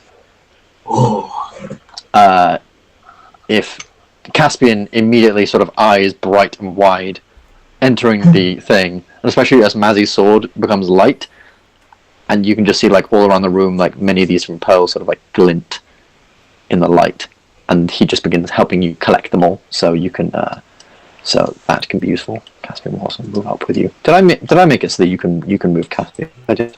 You did. I just forgot. Yeah. You forgot about him. Doesn't that say it all? The captain forgets his man, fighting for money. I know. What are you guys doing now? I scoop up like a couple of these pearls as I swim across the room to investigate what looks potentially like buttons. Yeah. Roll an investigation check. And yeah, you can pick. I'll say you can pick up like 2 pearls. I'll pick up some pearls. Yeah. Yeah. I'll say Oramis and Caspian sort of being the first to say that they want them. They get like a full 10. Yeah. But yeah, Felix, you can pick up 2, and so can anyone else that wants to. 3 now, I think. They're each worth 50 gold pieces. They're rich. Yeah, you look at these things, and you do notice that one of them is slightly more compressed than another. You almost press your hand on it briefly, and it decompresses. And it does look like there is almost a spring activation thing. You're able to tell, for these different symbols, but whatever, they're all different tenets of thing that there aren't any necessarily that stand out to you. But like I said, be the storm, be the wave, be this, be that, being different parts of oceanic and aquatic. Oh, we've entered a budget yoga class. Okay. For sort of calm or like peaceful waters or anything like that. Yeah, there's definitely a couple. So there's one which is there's one which like be the calm seas. There is one like be the gentle rain, stuff like that you could try pressing. I'll say there's about three different ones. Okay. Calm seas, gentle rain, and silent something or other. The silent seas. Yeah. Nothing appears to happen. Okay. Is this a way here? Or is this a bit of a wall? That is the wall that he is investigating. There. Oh, I see. Sorry. Okay. So, yeah. But it does definitely seem flatter than most of the other parts, like proper smooth stone. Can I push around this corner, Ben? You can, yes. So I look what's here. And as you push around the corner, I keep clicking the wrong fucking thing. You will see.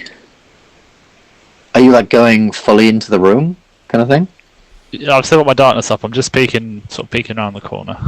Okay, peeking around the corner. I'll say so. You can see a large. To anyone coming, that essentially the light would just go out and there would just be this impenetrable blackness moving towards you. I don't know if you even because it's super dark down here, is it? There's no light coming through. Yeah, but if you've got dark vision, it's just slightly thicker. Yeah, like a thicker darkness, I guess. So quite Yeah, it's probably very, very strange.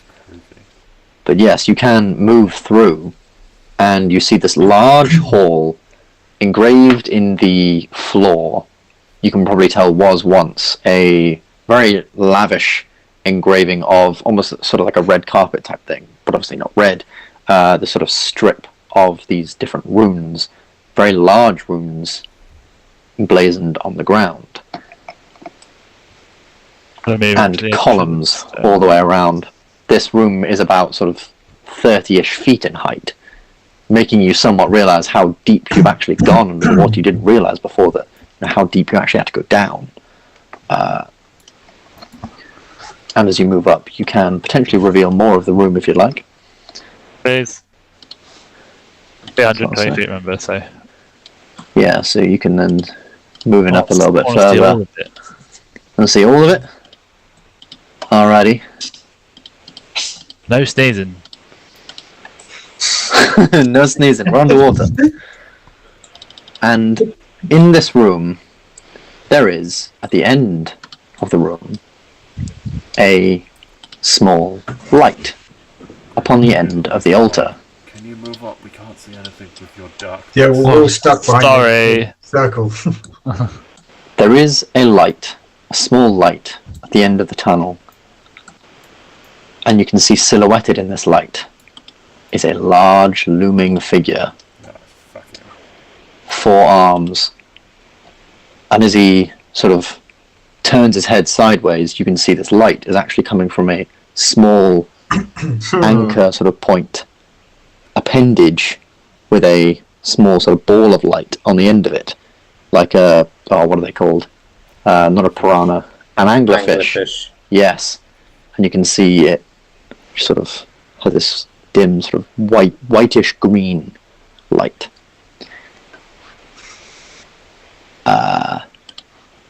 He seems to be sort of doing something on the altar at the minute. He's not actually looking your way. Like doing something maybe with like a dagger, sort of like carving something into the altar, it would seem. Griffin, you recognize these symbols. These are giant symbols. Again, meaning be the water, be the gentle waves, be the calm tide and things like that. Many of these symbols actually matching the ones you saw on the wall earlier on.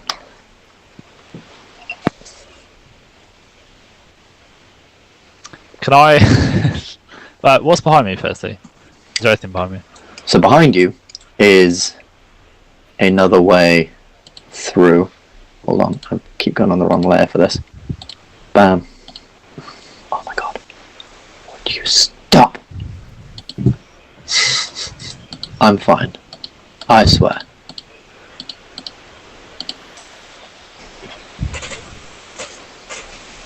That's what's behind you. Guessing far as you can maybe see. that was the other way down there, so we could always come back that way. If you'd also like to make me a quick stealth check, whoever's entering this room. No need for stealth. I mean, actually, you are a big ball of darkness. I imagine Yeah. if he was going I'm to gonna- see you, Walk towards him, yeah, and I'm gonna cast a message. And I'm not gonna say a message to him. I'm just gonna make some really horrible noises while I walk towards him. yeah. Roll a intimidation check. Oh boy. I think I actually have proficiency in these, so this could be okay. I do. Oh, here we go. Ooh, here we are. Oh, I give up on this evening. I think the rolls have been shit all round. He sort of hears these strange sort of noises in his mind. He begins looking round, looking up, turning, sees this huge moat of darkness before him, and then opens his mouth as if to shout. But from here, you can't quite hear whatever he's shouting. But something else clearly can. In fact, 2 something else's clearly can, as you see the long, huge noses, and then bodies of somethings swimming slowly. I swear to God, I will kill you all. I can give Shark's Finger of Death. Don't try me. Or Fin of Death.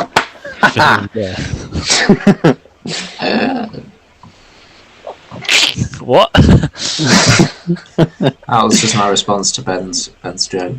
I'll say that one's there. They're not quite in the room yet. Upon seeing you and seeing all this, we can roll a very quick initiative and maybe get the first round of it through before we call it a day for this evening.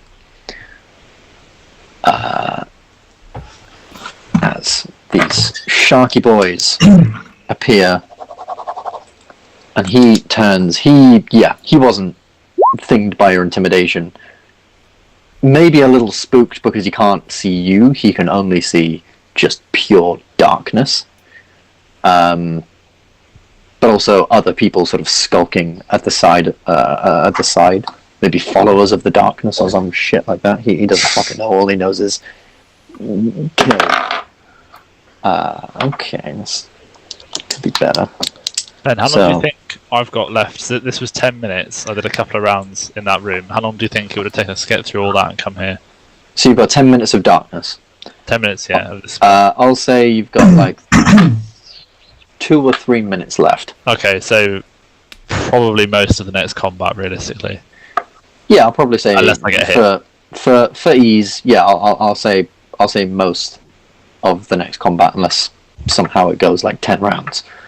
Yeah, for some ease. So first up is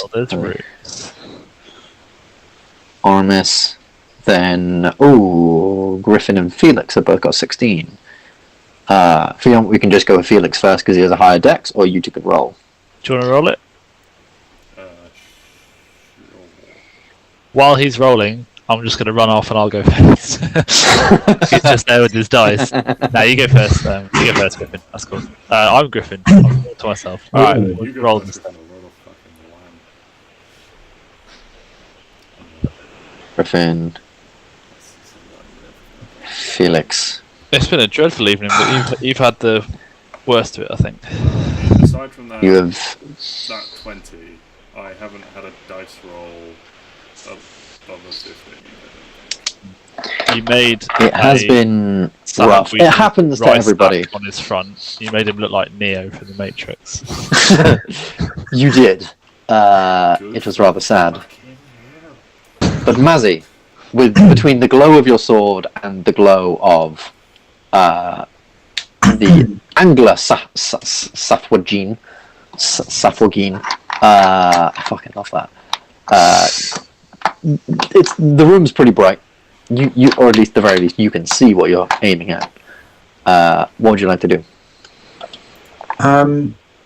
Well, I'm going to swim as far as I can here. Away. And whip out my bow. Whip out your bow. Now I'm debating: do I cast elemental weapon? You could do, although this attack roll would be a disadvantage. Not that that's stopped you from doing. Yeah, but then this would be a +1 to it, just to give me a bit of a better attack roll. How long does this actually last? Because I'm looking at it, doesn't say. Elemental weapon. It should say in the description of the spell. The duration of the weapon has range, touch, target, casting time, 1 action. Oh yeah, doesn't actually say. That's weird. It lasts forever. D&D elemental weapon.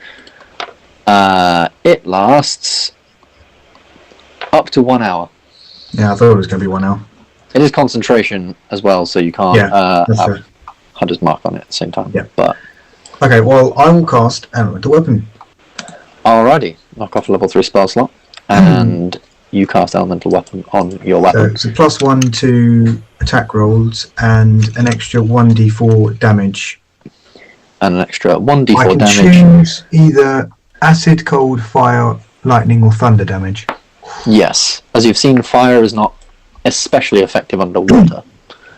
No, that's true. Palpatine it. Would lightning though, because do it. I don't know a long time about this. We haven't got a little bit of time. Yeah, let's do lightning then. Lightning? Might electrocute the waters, as it JJ said. Which we just miss now, and it'll be absolutely pointless. It was your action to cast that do on I then, weapon. Do, so you do not do I get 2 attacks? You do that not. Was a 1 action or a 2nd action? That was your action. So when you attack with like multi-attack, that is 1 action and 2 attacks. Right. Okay. That's fine then. So that was your I'm charging up. Imbuing. I'm charging up the next round. Yeah. Imbuing your weapon with this lightning energy. Fight 2 sharks by then. Oramis, what would you like to do?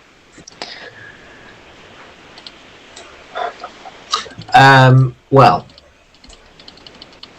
Swimming. Just keep swimming, just keep swimming. You just have to give me a sec to try and find the fucking shark stat block. Where the fuck did it go? Is it a giant shark or a shark? These are pretty big sharks, but it is just a shark. Pretty big shark isn't in the compendium. That's what you think, my guy. Eins. No, I'll go with that one. It is a slightly homebrewed shark, so that it's not massively overpowered, but also not weak as shit. Because these are slightly bigger than... Actually, they are about the size of a giant shark, to be fair. 22 hits. Who are you trying to hit? Big guy. Big green boy. Big green boy hits big green boy. 6 damage. Thei. Thei. Also hits 13. Thei. Goddamn. 16 misses, however. First 2 attacks. But he ducks beneath the third. Anything else on your turn? No. Cool. Caspian. What's he doing during all this?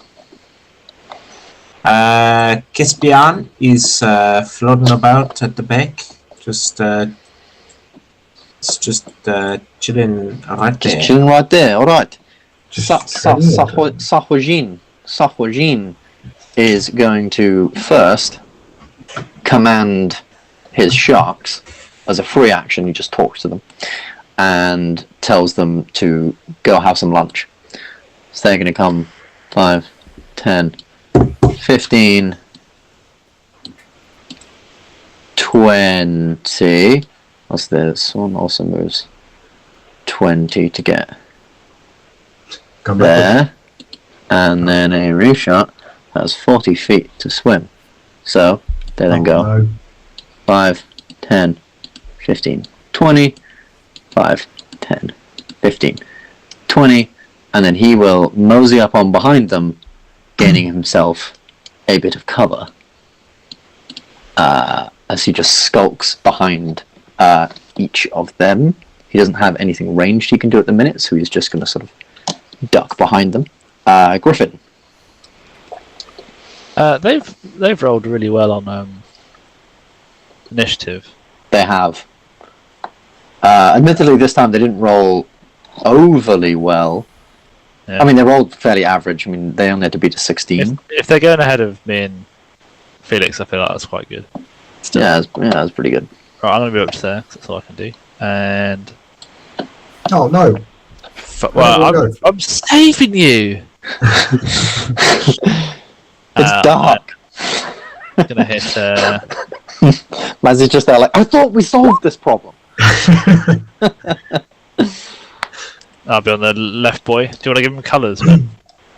Yes, I will actually give them some colour. So that one will be red. No 14 and hits. that one will be a nice Yes, that'll be purple. half damage, but... 14 will hit, yeah. Firebolt, yes, it will have half damage.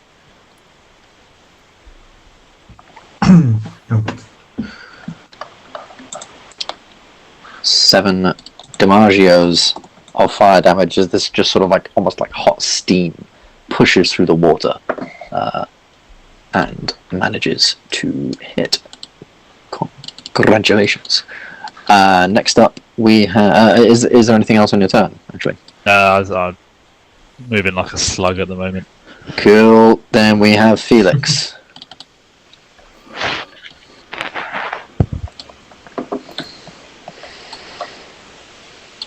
I'm going over 5, 10, 15.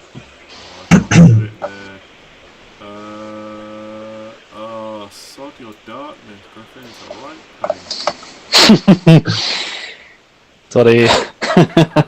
Sorry, boss. As part of my movement, can I swim over the darkness? If I cut. Yeah. Like I said, this room is very, very tall, so it's about 30 feet tall. So yeah. So can I go there, but be like that's like 10 foot above the darkness? Yeah. Yeah. Of course. And then I'm gonna enlarge with my giant's might as a bonus action. Boop boop boop boop boop boop. Ba-ba. And squish the tiny sharks. My man's gonna ride a shark. One of those. I'd pay good money to see Felix wrestle a shark. And then, Yeah, just turn that dark vision off. We'll just stand to the side. We'll just let them have it. hit him with the old Griffin's special, which is an underwater firebolt. Underwater fireball. Oh, you've not rolled good on that either, have you? Misses. I'm very, very sad to say. Extra physical dice a while ago. This is not my night. This is unfortunately not your night. Yeah, Happens to the best of us. I'm just gonna make sure I've got as much cover behind this pillar as possible. Stands behind the pillar, both shoulders and legs still visible, but his head is. My face is hidden. That's the moneymaker.